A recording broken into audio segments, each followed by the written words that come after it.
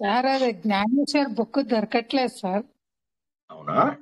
సరే. ఆన్లైన్ లో లేదు, బుక్ స్టాల్లో కూడా లేదు. అది ఎక్కడ దొరుకుతుంది? ఆన్లైన్ లో ఉందండి, ఆన్లైన్ లో ఉంది. సార్ పెట్టిన బుక్ ఏనా? సేమ్ సేమ్ సేమ్ దొరికింది, మాకు వచ్చింది, నాకు దేంట్లో? రజనీ గారికి ఇద్దరికి అమెజాన్ లో? వచ్చింది. నేను దేంట్లో అండి? పెడతానండి. అమెజాన్ పెట్టండి. Okay, thank you.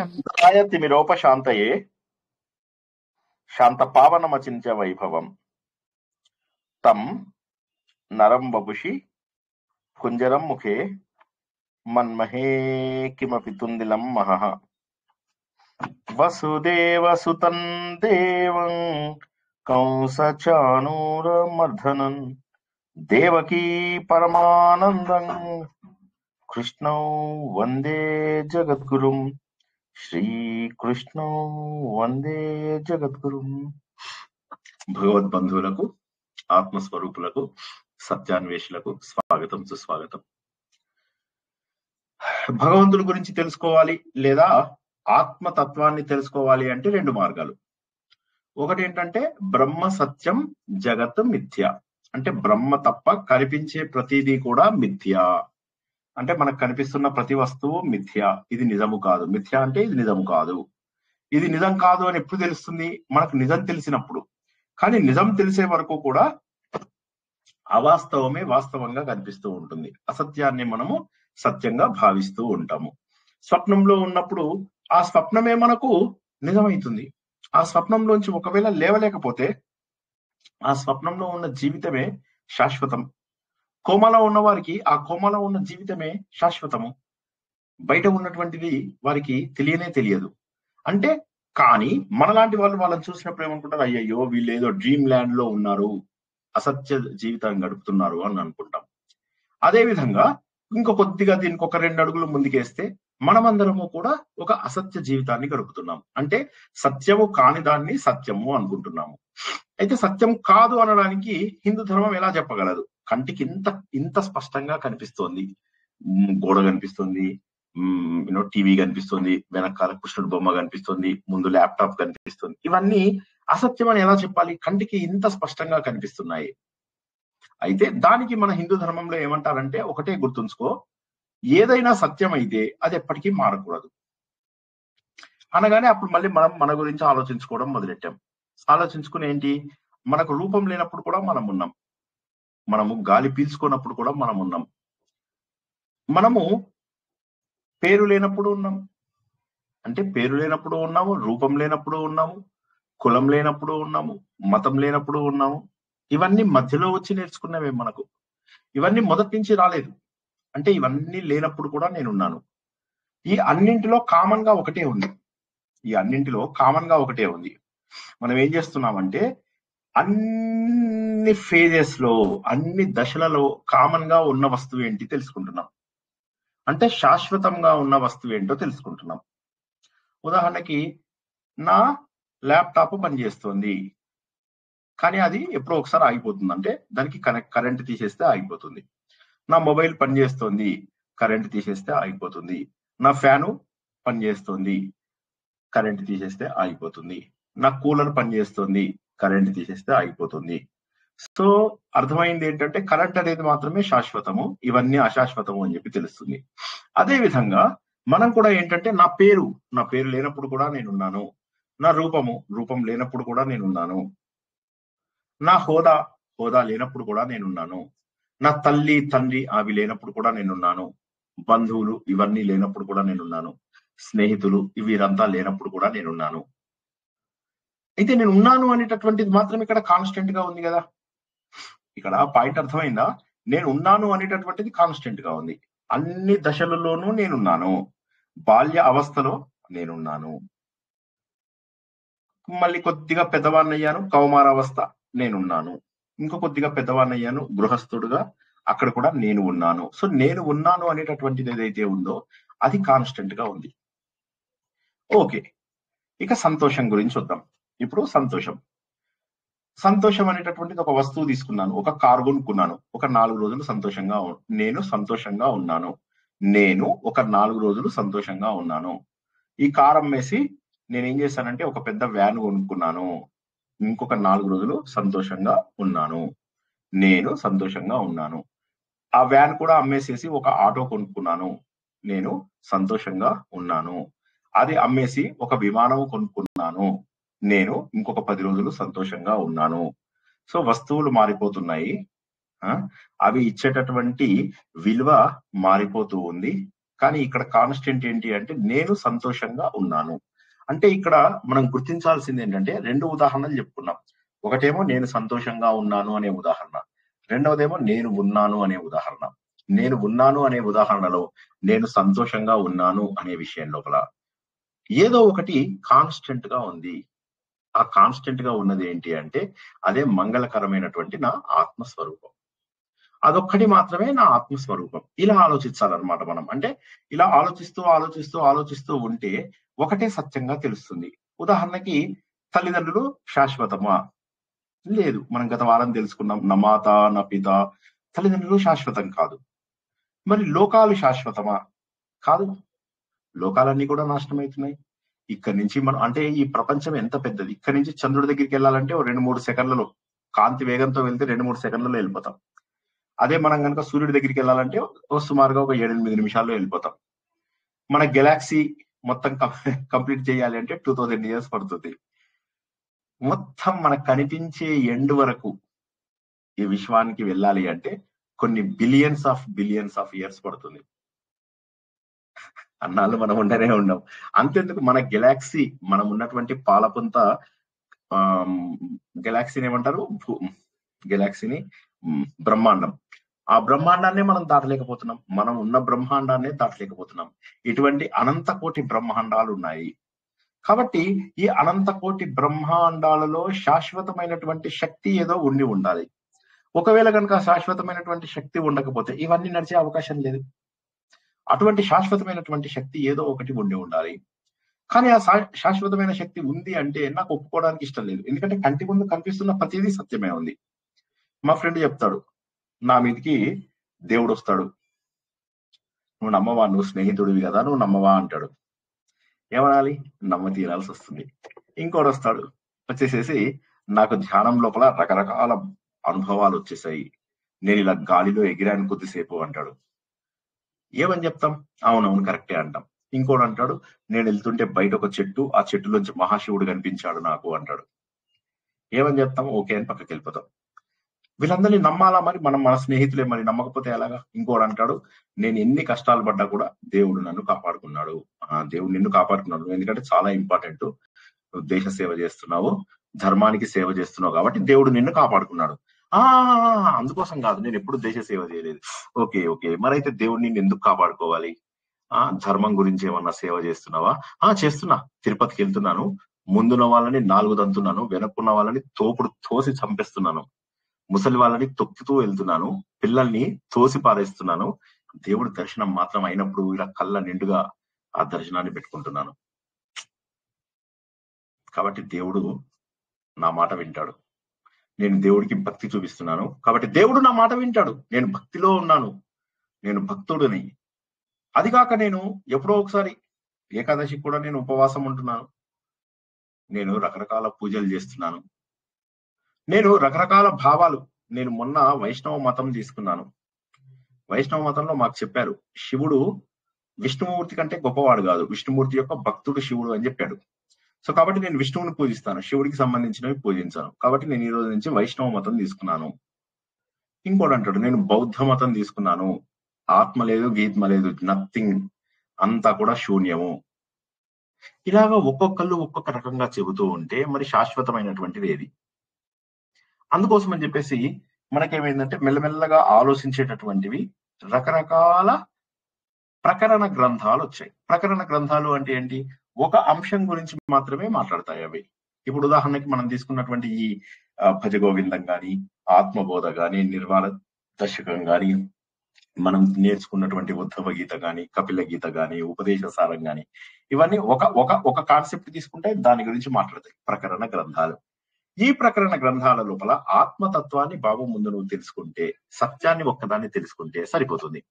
ఆ సత్యానికి వెళ్లే దారి లోపల నీకు ఆనందం కలుగుతుంది. ఉదాహరణకు నేను సేమ్ మా ఇంటికి వెళ్ళాలి, దారి లోపల ఉన్నాను, ఉన్నంతసేపు కూడా నాకు ఆనందమే. ఇంటికి దగ్గరగా వస్తున్నా కొద్దీ నా లోపల ఎమోషన్స్ ఇంకా బాగా పెరుగుతాయి. అబ్బా చాలా రోజులైంది ఇంట్లో వాళ్ళని చూసి, చాలా హ్యాపీగా, ఇంకా అది ఇంటికి దగ్గర వెళ్తున్నా కొద్దీ ఇంకా ఇంకా ఆనందం కలుగుతూ ఉంటుంది. అదే విధంగా సత్యము అనేటటువంటిది తెలుసుకుంటే ఆ సత్యానికి మించినటువంటి ఆనందము ఇక మరొకటి లేదు. ఆ సత్యముకు మించినటువంటి ఆనందం ఇంకోటి లేదు అని చెప్పడానికి ప్రూఫ్ ఏంటంటే హిందూ ధర్మం మొత్తము సత్యం పైననే ఆధారపడి ఉంది. భగవంతుడు ఉన్నాడా లేదా దాని గురించి వివేకానందుడు ఒకడు అడుగుతారన్నమాట, ఈజ్ గాడ్ రియల్? దానికి ఆయన జవాబు చెప్పాడు, రియాలిటీ ఈజ్ గాడ్ అని. కాబట్టి సత్యమే భగవంతుడు, భగవంతుడు సత్య స్వరూపుడు. ఆ సత్యం యొక్క అన్వేషణ చేస్తున్నప్పుడు ఏమవుతుందంటే మనకు చాలా రకాలుగా కన్ఫ్యూజన్ అనిపిస్తూ ఉంటుంది. ఇప్పుడు శ్రీనివాస్ ఏదో చెప్తాడు, మీరు ఈ శ్లోకంని ఈ శబ్దం బాగా వచ్చేలాగా చేస్తూ లేదా ధ్యాన పద్ధతి లోపల ఈ వారం మొత్తం చేయండి అని. మీకు నచ్చదు అది. ఎందుకు నచ్చదు? ఎందుకంటే మీరు ఇన్ని రోజులుగా 40 ఏళ్లుగా మీకు వేరే పద్ధతులు అలవాటు అయ్యాయి. ఇవాళ అద్భుతంగా పూజలు చేసిన వాళ్ళు ఒకసారి చేయలేపుతారని. ఈ రోజు శ్రావణ సోమవారం కదా, అద్భుతంగా పొద్దు నుంచి సాయంత్రం దాకా ఉపవాసాలు ఉండి పసుపులు, కుంకుమలు, ఉప్పులు, కారాలు ఇవన్నీ కూడా దేవుడి మీద వేసిన వాళ్ళు. సో ఏమవుతుందంటే వీటిని భక్తిగా భావిస్తూ మనం ఏం చేస్తున్నామంటే మనం సత్యానికి ఇంకా ఇంకా ఇంకా ఇంకా ఇంకా ఇంకా దూరం అయిపోతున్నాం. దానికి తోడు ఏమైంది, పురాణాలలో వచ్చినటువంటి కథలు. ఇప్పుడు మీరు చూసినట్టయితే పురాణాలలో చాలా వరకు పురాణాలు వెళ్ళిపోయాయి. ఇందులో ఎంతమంది రామ్ సేతు అని ఒక సినిమా వచ్చింది చూసారండి? అక్షయ్ కుమార్ది ఎవరైనా చూసారా? ఓ, నాకు గొంతింపించట్లేదు ఇంతసేపటి నుంచి నాకు తినిపేలా. చూడలేదు.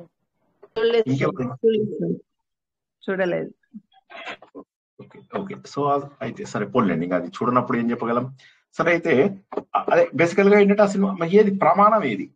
ఇప్పుడు మన గ్రంథాలు ప్రామాణికంగా తీసుకుంటాము అంటే గ్రంథాలు రాసిన ప్రమాణం ఏది? మనకు కొన్నిసార్లు ఏమో దండయాత్రల ద్వారా కోల్పోయాము, కొంత సంపదనేమో మన నెగ్లిజెన్స్ వల్ల కోల్పోయాము, కొంత ఏమో వీళ్ళు కొట్టుకుపోయారు, వేరే వేరే దేశాల వాళ్ళు వీళ్ళు తీసుకుపోయారు. మిగిలిన కొద్దిపాటి పుస్తకాలని పండితులతో కొంత రాయించి ఇప్పుడు మనం అనుకున్నట్టుగా 81,000 మీకు ఏది తెలియకపోయినా ఈ టెంపుల్ గురించి ఎందులో ఉంది అన్నారు అనుకోండి, మీరు కళ్ళు మూసుకొని చెప్పాలి ఈ టెంపుల్ గురించినటువంటి ఇన్ఫర్మేషన్ స్కాంద పురాణంలో ఉన్నది అని చెప్తే చాలా అయిపోయింది. ఏమైంది? స్కంద పురాణం లోపల ఆయన కుమారస్వామి అగస్త్యుడికి చెప్తూ పోయాడు అనమాట. మొత్తం కథలుగా అందులో లేని టెంపుల్ ఉండదు. మీ ఇంటి దగ్గర మీ నాన్నగారు కట్టించిన టెంపుల్ కూడా రేపో మాపో అందులోపల ఇంక్లూడ్ అయిపోతుంది. సో ఈ విధంగా ఏమైందంటే పండితులు మన దేశానికి ఎంతో చెడు చేశారు. చెడు చేయడం వల్ల ఏమైంది? సత్యానికి ఎప్పుడూ కూడా దూరంగానే ఉండిపోవడం అనేది జరుగుతుంది. కాబట్టి సత్యానికి దగ్గరగా వెళ్ళడానికి మనలోని దైవత్వాన్ని వెలికి తీయడమే మార్గము. మనలోని దైవత్వాన్ని వెలికి తీస్తే తప్ప మనం సత్యాన్ని గుర్తించేటటువంటి అవకాశం లేదు. అయితే దానికి కావాల్సింది, మనలోని దైవత్వాన్ని వెలికి తీయాలంటే ఆలోచన కావాలి. ఉదాహరణకు ఒక తప్పు ఉంది. ఫర్ ఎగ్జాంపుల్, నేను ఇప్పుడు రోడ్డు మీద వెళ్తున్నానండి. వెళ్తుంటే రోడ్డు మీద ఒక పర్సు దొరికింది. ఆ పర్సు తీసి నేను జేబులో పెట్టుకోవచ్చా లేదా? వద్దు సార్, పెట్టుకోకూడదు సార్. పెట్టుకోకూడదు అంటే మనకెవరో ఇది ధర్మం, ఇది తప్పు మాట అని చెప్పేసి చెప్పారు, అవునా? సో ఇదే విధంగా మనకేంటంటే మన ధర్మము ప్రతి ఒక్క విషయాన్ని చెబుతూ పోయింది. అయితే మనం ఏం చేస్తామంటే ఆ సమయంలో నాకు నచ్చింది, నాకు తోచింది చేయడం సరిపోతుంది. ఉదాహరణకు నేను దేవుడి ముందు నిలబడ్డాను, నేను కోరికలు కోరుకుంటున్నాను, అక్కడ ఒక పెద్ద లైన్ ఆగిపోయింది. అలా చేయవచ్చా నేను? అంటే నాకు అవకాశం దొరికింది, నాకు అవకాశం దొరికింది, దేవుడితో చేయకూడదని ఎలా మీరే చెప్పగలరు? మనసులో చేసుకునేది కదా సార్, మనసులో చేసుకునే కోరికలు వెనకాతలో ఉన్న వాళ్ళకి ఇబ్బంది కలుగుతుంది కదా, ఇబ్బంది కలుగుతుంది. మనసులో ఎవరికి ఇబ్బంది కలగకుండా మనసులో చేసుకునేది చేసుకోవచ్చు. కాదు, ఇప్పుడు నేను ఒక ఆలయానికి వెళ్ళాను, నాకు కనిపించాడు దేవుడు, నా అదృష్టం. మిగతా వాళ్ళు తిట్టారు, నాకు దేవుడితో కనెక్షన్, నాకు దేవుడు ఇంపార్టెంట్, నన్ను దేవుడు ఇన్నాళ్ళుగా కాపాడుకుంటున్నాడు. ఎందుకంటే నేను పరమ భక్తుడిని కాబట్టి. నేను చెప్పే కదా రకరకాల భక్తులు ఉంటారని చెప్పి, అతి భక్తులు, మహాభక్తులు. ఇది లోపల నన్ను దేవుడు కాపాడుకుంటున్నాడు. ఎవరిని ఇచ్చినా వాడు ప్రతి ఒక్కడు అంటాడు నన్ను దేవుడు కాపాడుకుంటున్నాడు. నన్ను ఎందుకు కాపాడతాడు? నువ్వు ఏ మంచి పని చేసావని కాపాడతాడు. నువ్వు దేశానికి ఏం చేసావు, ధర్మంకి ఏం చేసావు, తోటి వాడికి ఏం చేసావు? ఇవన్నీ చేయక్కర్లేదండి, పూజలు చేయమని చెప్పాడు. నీకు 12వ అధ్యాయంలో భక్తుడిగా ఏం చేయమన్నాడు? అందరినీ సమానంగా చూడమన్నాడు, అందరికి చేదోడు వాదోడుగా ఉండమన్నాడు. సో మరి అలా ఉండాల్సినటువంటి ఆ 35 లక్షణాలు భగవంతుడు గొప్ప లక్షణాలుగా చెప్పినప్పుడు ఆ లక్షణాలు పాటించకుండా ఎన్ని చేసి లాభం ఏమిటి? లేదు, నేను దేవుడికి వెండి తొడుగులు చేయించాను. వెండి తొడుగులు చేయించమని చెప్పాడా? పత్రం పుష్పం ఫలంతో ఏం? భగవంతుడు చాలా క్లియర్ గా చెప్పాడు. తర్వాత అనన్య భక్తి అన్నాడు. అనన్య భక్తి అంటే ఇక వేరే వాటిని దేన్ని ప్రేమించకుండా నన్ను ప్రేమించాలి అని చెప్పేసి చెప్పాడు. మరి అది చేస్తున్నామా మనం? కాబట్టి సత్యం బోధపడడం ఎందుకు అసంభవం అవుతోంది జనాలకి అంటే మనం ఉన్నటువంటి పరిస్థితుల ద్వారా అసంభవం అనిపిస్తుంది. ఆ సత్యాన్ని మరి ఎలా తెలుసుకుంటాము? ఆలోచన ద్వారా. అయ్యో నేను తప్పు చేస్తున్నానే అని చెప్పేటటువంటి ఆలోచన ద్వారా మాత్రమే మనం తప్పు చేస్తున్నాము మంచి చేయాలని ఒక రోజు కూర్చుని ఆలోచించిన తర్వాత అప్పుడు మారిపోతాం. మనం ఎన్నో ఎగ్జాంపుల్స్ తెలుసుకున్నాం. ఒక దొంగ ఉంటాడు, ఆ దొంగ జైలుకి వెళ్ళి హ్యాపీగా ఉండొచ్చు అనుకుంటాడు, కానీ ఒక రోజు ఎక్కడో ప్రవచనం వింటాడు. విన్న తర్వాత అయ్యో దొంగ సొమ్ముతో నివసించకూడదు కదా అని చెప్పేసి తను మారిపోతాడు. సో ఆ విధంగా ఆలోచన ద్వారా మాత్రమే ఒక వ్యక్తి మారుతాడు. ఈ అద్వైతం అంతా కూడా ఆలోచన పైననే ఆధారపడి ఉంది. ఎందుకంటే మన వేదాంతం చెప్పేదంతా కూడా అద్వైతమే. అద్వైతం శంకరాచార్య చెప్పినది కాదు. అద్వైతము ఎప్పటి నుంచో వేదాంతంలో ఉంది. వేదాంతంలో అహం బ్రహ్మాస్మి, తత్వమసి, అయమాత్మ బ్రహ్మ, ప్రజ్ఞానం బ్రహ్మ, సర్వం కల్విదం, ఇవన్నీ కూడా మళ్ళీ మనకు హంస ధ్యానం అని సోహం అని చెప్పి శ్రీకృష్ణ భగవానుడు ఉత్తరగీతలో చెప్పినటువంటి మాట గుర్తు చేసుకుంటే సార్, ఈ విశిష్టాద్వైతం ద్వైతం అన్ని మధ్యలో వాళ్ళు తెచ్చినాయేనా సార్? వేదాంతంలో ఉన్నది మాత్రం, వేదాలలో ఉన్నది మాత్రం పూర్తి స్థాయి అద్వైతం. అద్వైతం, ద్వైతము, విశిష్టాద్వైతం అన్ని మధ్యలో కల్పించిన వాళ్ళేనా? మధ్యలో వచ్చాయి అంటే అవి కూడా రావడం ఒక రకంగా మంచిదే. రాకపోతే అది కూడా చెయ్యరు కదా. వీటి గురించి తెలుస్తది కదా సార్. అద్వైతం గురించి స్ట్రాంగ్ అవుతాము, తెలుస్తది కదా. అవన్నీ ప్రాబ్లం ఏంటంటే ఎవరైనా కూడా జీవితాన్ని ద్వైతంతో ప్రారంభించాలి. ఇప్పుడు ఒక చిన్న పిల్లాడికి మీరు నువ్వే దేవుడివి అని చెప్పారనుకోండి, వాడికి ఏమర్థం అవుతుంది?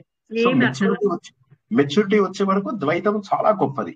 ద్వైతం అనేటటువంటిది చాలా గొప్ప కాన్సెప్ట్. తర్వాత ఏమవుతుంది? మెల్లమెల్లగా భగవంతుడిలో నువ్వు భాగము అని చెప్పి తెలుసుకోవడం చాలా గొప్పది. విశిష్టాద్వైతం, నువ్వు భగవంతుడిలో భాగం, నువ్వు భగవంతుడివి కాదు కానీ భగవంతుడిలో భాగం నువ్వు, అంతవరకు బాగుంది. అద్వైతం వచ్చేసరికి ఏమైందంటే ఇక భగవంతుడికి నీకు తేడా లేదు, ఇదే చైతన్య శక్తి అన్ని చోట్ల ప్రసరిస్తోంది అని చెప్పి తెలియడం. అంటే ఇవేంటంటే ఈ మూడు వేరు భావనలు కాదు, ఒక దాంట్లోంచి మరొక దాంట్లోకి అది మనకు ట్రాన్సిషన్ జరుగుతుంది. అంటే మనలో ప్రమోషన్ లాగా ఉంటుంది పరిణతి. అయితే ఇప్పుడు ప్రాబ్లం ఏమవుతుందంటే చిన్న పిల్లలు, ఇప్పుడు నేను చెప్పినట్టు ఇంతకుముందు చెప్పినట్టుగా నేను చిన్నప్పుడు ఏబిసిడీలే చేసుకుంటాను, డిగ్రీ వచ్చాక ఏబిసిడీల్లోనే నాకు ఏబిసిడీలు మంచివి కదా, మంచివే, కానీ ఏబిసిడీ లోపల ఎగ్జామ్ రాస్తాను అంటాడు. ఇప్పుడు నేను డిగ్రీకి వచ్చాక సార్ నాకు ఎగ్జామ్ లో ఏమి ఇస్తారో తెలుసా అంటే ఏమి అంటే ఏ డాష్ పి డాష్ ఈ ఆ 2 డాష్లలో నేను ఏం నింపాలో అవి అంటే అవి కాదమ్మా, అవి చిన్నప్పుడు అంటే సార్ ఏబిసిడీలు ఇంపార్టెంట్ కాదంటారా అంటారు. అంటే ఏబిసిడీలు ఇంపార్టెంట్, అవి బేసిక్స్ కదా సార్, అవి వస్తేనే కదా మిగిలిన వాటికి వెళ్ళేది, అవి కూడా రావాలి కదా. సో వాడు ఏమంటున్నాడు అంటే డిగ్రీలో కూడా అదే నింపుతాను అంటున్నాడు. డిగ్రీలో కూడా వాడు ఏమంటున్నాడు అంటే యాపిల్ కి అదే నింపుతాను అంటున్నాడు. సో కాబట్టి ఏంటంటే మన ఏజ్ పెరుగుతున్నా కొద్దీ, మన లోపల వయస్సు పెరుగుతున్నా కొద్దీ కొంత ఆలోచన చేయగలిగేటటువంటి శక్తి రావాలి. ఆలోచన చేసేటటువంటి శక్తి వచ్చినప్పుడు ఏం చేయాలి? మనము దేవుడుగా మారడానికి ప్రయత్నం చేయాలి, కానీ దేవుణ్ణి మన స్థాయికి దింపకూడదు. ఇప్పుడు ఏమవుతుంది? దేవుడికి కాళ్ళు చేతులు పెడుతున్నాం, దేవుడికి మనం ఏం చేస్తున్నాము? మనలాగా భార్యలు పిల్లలు, భార్యతో మాటికి కొట్లాడతాడు దేవుడు. ఓకే, అంటే మనలాగా మనకు ఉన్నట్టుగానే అసూయ, కోపము, ద్వేషము ఇవన్నీ దేవుడు లోపల కూడా ఉన్నాయి. మళ్ళీ దేవుళ్ళల్లో వాళ్ళకు పడదు. ఈ దేవుడు అంటే ఆ దేవుడు పడదు, ఆ దేవుడు అంటే ఈ దేవుడు పడదు, వాళ్ళలో వాటి కొట్టుకు చేస్తారు. సో ఇప్పుడు ఏమైపోయిందంటే మనలో ఉన్నటువంటి అంటే మనము దేవుడుగా ఎదగాల్సింది పోయి దేవుళ్ళని మానవుల స్థాయికి దింపడం ఎంతవరకు కరెక్ట్? సో కాబట్టి మనం చేస్తున్నవన్నీ కూడా ఏంటంటే భగవంతుణ్ణి మనుషుల స్థాయికి మనం దింపుతున్నాం, కానీ మనము ఎదగడానికి ప్రయత్నము చేయడం లేదు. ఆ ఎదగడానికి ప్రయత్నం చేయించేవన్నీ కూడా ఈ అద్వైత గ్రంథాలు. అందులోపల ప్రతి ఒక్కటి భగవద్గీత, భాగవతము ప్రతి ఒక్కటి అద్వైత గ్రంథమే. అద్వైతం కానిదేది లేదు. కాకపోతే దాని ద్వైతులు చూసే పద్ధతి వేరు, విశిష్టాద్వైతులు చూసే పద్ధతి వేరు, అద్వైతులు చూసే పద్ధతి వేరు. ద్వైతులు ఏం చూస్తారు? గజేంద్రుడిని వచ్చి దేవుడు కాపాడాడు అని చెప్పి ద్వైతులు చూస్తారు. దేవుడు మమ్మల్ని ఎక్కడున్నా కూడా కాపాడుకుంటాడు, నన్ను కాపాడుకుంటాడు దేవుడు, ఎందుకంటే నేను గొప్ప భక్తుడిని, నేను పోతన లాంటి భక్తుడిని, మా ఇంట్లో పూజ చేయడానికి మేము పెట్టుకుంటే బయట 2 కోతులు తిరిగాయి తెలుసా. ఆ రోజు మేము ఇంట్లో భజన పెట్టుకుంటే 2 కోతులు తిరిగాయి. ఏ భజన పెట్టుకున్నాం? అమ్మవారి భజనకి కోతులు ఎందుకు వచ్చాయి? సింహాలు రావాలి. ఇప్పుడు మీరు చెప్పండి, అమ్మవారి భజనకి ఎవరు రావాలంటారు? నా అండర్స్టాండింగ్ తప్పంటారా? సింహం రావాలి. సింహం రావాలి. సింహాలు వస్తే అప్పుడు తెలుస్తుంది. అయ్యప్ప స్వామి పూజ చేస్తున్నాను, నేను అయ్యప్ప స్వామి భక్తుని. ఏం రావాలి? పులి రావాలి. కానీ అందరికి కోతులే వస్తే ఎట్లాగా? అందరికి కోతులే వస్తున్నాయి. ఎవరన్నా అడగండి. ఏ దేవుడైనా ఒకటే కదా సార్, అందుకే అట్లా వస్తుంది. అందరు దేవుళ్ళకి ఆంజనేయ స్వామి. సో వాళ్ళు అంటే దానివల్ల ఏమైపోతుందంటే మనము మోసగించుకోవడమే కాకుండా జనాలను కూడా మోసగించడానికి ప్రయత్నం చేస్తున్నాం. దేవుడు నాకు కనిపించాడని, దేవుడు నా ఒంటి మీదకి వచ్చాడని, ఇవన్నీ కూడా మూఢనమ్మకాలు. ఒంటి మీదకి రావడం ఏంటి? నీలోనే ఉన్నాడు దేవుడు, నువ్వే దేవుడు ఈ స్వరూపాన్ని అయ్యి, దైవ స్వరూపాన్ని అయ్యి ఎందుకు ఇంకా నువ్వు? ఇప్పుడు మనమేమి క్రిస్టియన్స్ ఇప్పుడు క్రిస్టియన్స్ లోపల అంటే వాడింది నువ్వు పాపివి. మనం పాపివి అని ఎక్కడా చెప్పరు. నువ్వు సంపూర్ణమైనటువంటి గొప్ప వ్యక్తివి అని చెప్తున్నారు మనకు. నువ్వు సచ్చిదానంద స్వరూపుడవి, నువ్వు పవిత్రుడవి అని మనకు చెప్తున్నారు. కానీ వాళ్ళకేం చెప్తున్నారు? దేవుడా నేను పాతకుండను, నువ్వు ఉత్తముండవు, ఇవన్నీ చెప్పి. సో అలా చెప్పడం వల్ల ఏమైపోతుంది? దేవుణ్ణి ఉత్తముడు, నేను పాపాత్ముని, నేను పాతకుండని అనే బదులు వాళ్ళు కుండని అంటారు అనమాట. సో అలా అనడం వల్ల ఏమైపోతుంది? సో నేను ఎంతసేపు చెడ్డవాడిని, నన్ను దేవుడు వచ్చి కాపాడాలి. ఒక పాస్టరు మన హిందువుతోని మాట్లాడుతున్న ఆర్గ్యుమెంట్ ఉందన్నమాట. అతను ఏమంటాడంటే, హిందువుగా ఉండి అతను మారిపోయాడు. అతను చాలా తెలివిగా మాట్లాడుతున్నాడు, తన పాయింట్ మీద చాలా ఫోకస్డ్ గా ఉన్నాడు అనమాట. నేను కావాలని ఫాలో అయ్యాను అతన్ని. ఎంత ఫాలో అయితే అంత అతని మీద గౌరవం పెరిగింది. ఎందుకంటే అతను గట్టిగా అతను ఏమంటాడు, నేను చేసే తప్పులకు నాకు దేవుడు వచ్చి కాపాడాల్సిందే, అది నాకు హిందూ ధర్మంలో కనిపించలేదు, నాకు క్రీస్తుడు వచ్చి కాపాడతాడు అనిపిస్తుంది అని చెప్పేసి చెప్తున్నాడు. సో వాళ్ళకి ఏం చెప్తున్నారు? నువ్వు పాపాలు చెయ్యి, దేవుడు వచ్చేసి నిన్ను కాపాడతాడు. నువ్వు కన్ఫెషన్ సెల్లోకి వెళ్ళిపోయి ఇన్ని పాపాలు చేశానను, దానికంతా అక్కడ డబ్బు కట్టేసి వెళ్ళిపో, అయిపోయింది, కథం, నీకు దేవుడు కాపాడుకుంటాడు. సో ఇప్పుడు మనం కూడా అలాంటి మూర్ఖత్వం ఇవి చేయగలమా? ఒకసారి ఆలోచించండి. పాపాలు చేస్తే దానికి ఫలితం అనుభవించి తీరాల్సిందే. పాపము చేస్తే ఇక దానికి పరిహారం లేదు. పాపము చేస్తే దాని ఫలితం అనుభవించి తీరవలసిందే. ఒక దోమని బ్యాట్ తో కొట్టాడు అంటే వాడు నెక్స్ట్ జన్మ లోపల అక్కడ అమెరికాలో పుట్టి వాడు ఏదో ఒక కేసు లోపల ఇరుక్కుని వాడికి మరణ శిక్ష విధింపజేసి, ఆ మరణ శిక్ష విధించిన తర్వాత వాడికి గుండు గీసి, ఈ గుండు మీద మెత్తటిది అది పెడతారు, తడుపుతారు, బాగా తడుపుతారు. తడిపిన తర్వాత ఒక స్పాంజ్ పెడతారు. ఆ స్పాంజ్ పెట్టిన తర్వాత ఈ స్పాంజ్ మీద హై ఎలక్ట్రిక్ షాక్ పెడతారు అనమాట. అంటే చాలా తొందరగా బ్రెయిన్ కి అందుకునే చేసి అప్పుడు ఏమవుతుంది, అలా పెట్టేసేసి ఒక్కసారిగా హై వోల్టేజ్ ను పంపిస్తారు. పంపిగానే ఏమవుతుంది, అప్పటికే గుండు గీశారు, చక్కగా మంచిగా చల్లగా అయింది, పైన ఒక స్పాంజ్ కూడా పెట్టడం వల్ల ఏమైంది, తొందరగా కూడా మరణం వచ్చేటటువంటి అవకాశం ఉంది. సో కాబట్టి మనం ఏ విధంగానైతే ఎలక్ట్రిక్ షాక్ ఇచ్చేసి చంపేస్తున్నామో జంతువుల్ని, అలాగే మనకుంది. మొన్న మీరు మైకేల్ మూర్ అంటే మీరు ఇది వాడండి కదా, దాన్ని ఏమంటారు, ఈ అగరబత్తి వాడుకోండి కదా, ఒక్క దోమ రాదు చూడండి. అగరబత్తి వాడండి. మా ఇంట్లో ఆల్ అవుట్లు వాడము మేము, అగరబత్తులు వాడండి, దోమలన్నీ వారిపోతాయి. కనీసం తెలిసిన తర్వాత తప్పులు చేయకండి. నేనేమంటున్నానంటే, ఓకే జరిగిందేదో జరిగిపోయింది, ఇప్పటికి ఇంకా అంటే ప్రాయశ్చిత్తం అనేటటువంటిది ఏదైతే ఉందో అది అన్నిటికంటే కూడా గొప్పది. ప్రాయశ్చిత్తం అనేటటువంటిది నిజమైన ప్రాయశ్చిత్తం కాదు, పశ్చాత్తాపం అనేటటువంటిది ఏదైతే ఉందో అది అన్నిటికంటే గొప్ప ప్రాయశ్చిత్తం. చేసిన తప్పుని చేసి కుల్లి ఏడవాలి. ఏడిస్తే అప్పుడు భగవంతుడికి దగ్గరైతాడు. అతను విష్ణుమూర్తి భక్తుడు అనమాట. అతడు శ్రీశైలం దగ్గర విష్ణుమూర్తి టెంపుల్ ఏముంది, పెద్ద ఉన్నాయి చూడండి, నరసింహస్వామివి. ఏం టెంపుల్, అయ్యో రామా నోటి చివరుంది, అహోబిలం. సో ఆయన శివుడు భక్తుడు అనమాట, విష్ణుమూర్తి భక్తుడు. ఆయన వెళ్తూ ఉన్నాడనమాట. వెళ్తూ దాని లోపల ఈ అహోబిలము వెళ్తూ అనుకోకుండా ఏమవుతుందంటే, ఆ కట్టెన్ అంటే పల్లకీలో వెళ్తుంటాడు, కట్టెన్ తీసేసరికి ఎదురుగా శివుడి కొండ కనిపిస్తుంది అనమాట. కనిపించగానే ఒక్కసారి కళ్ళు మూసుకుంటాడు, ఎంత తప్పు చేశాను అని చెప్పేసి. చేస్తే అప్పుడు అతనికి రెండు కళ్ళు పోతాయి అన్నమాట. పోగానే అప్పుడు ఏం చేయాలో తెలియదు. అప్పుడు అతను వెళ్ళి వీళ్ళని అడుగుతాడు, ఏం చేశాను, నేను తప్పేం చేశాను, నా కళ్ళు ఎందుకు పోయాయి అని. అంటాడనమాట, నువ్వు భగవంతులలో భేదం పెడుతున్నావు, నువ్వు మనలాగా ఉంటారా భగవంతుళ్ళు, అలా తప్పు చేశావు, కాబట్టి నీ తప్పుకు ఏంటి అంటే నేను చాలా బాధపడుతున్నాను, ఇప్పుడు నేను అలా దేవుని చేసిన. బాధపడితే లాభం ఏమిటి అంటే అప్పుడు అతను ఈ వైష్ణవ భక్తుడు శివాలయంకి వెళ్ళి తల కొడతాడు, దానికి ఏది ఆ శివలింగానికి వేసి కొడతాడు, ఎంత తప్పు చేశానని, ఎంత తప్పు చేశానని రక్తం వచ్చేలాగా కొట్టుకుంటాడు. కొట్టుకుని రుద్రాక్ష మహిమ, శ్రీశైల మహిమ ఇవన్నీ రాశాడు. ఆయన పేరు నేను మర్చిపోయాను. సో అటువంటి మహానుభావులు ఉన్నారు మన దగ్గర.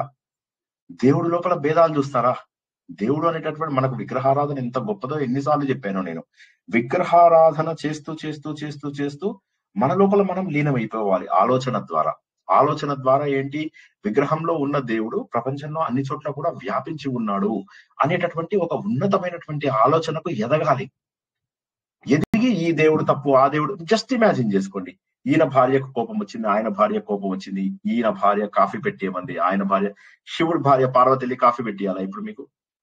ఎంతసేపు ఇంకా బయట చూసి మీరు దేవుళ్ళని ఇలా మనలాంటి పోలికలన్నీ పెడుతున్నారు.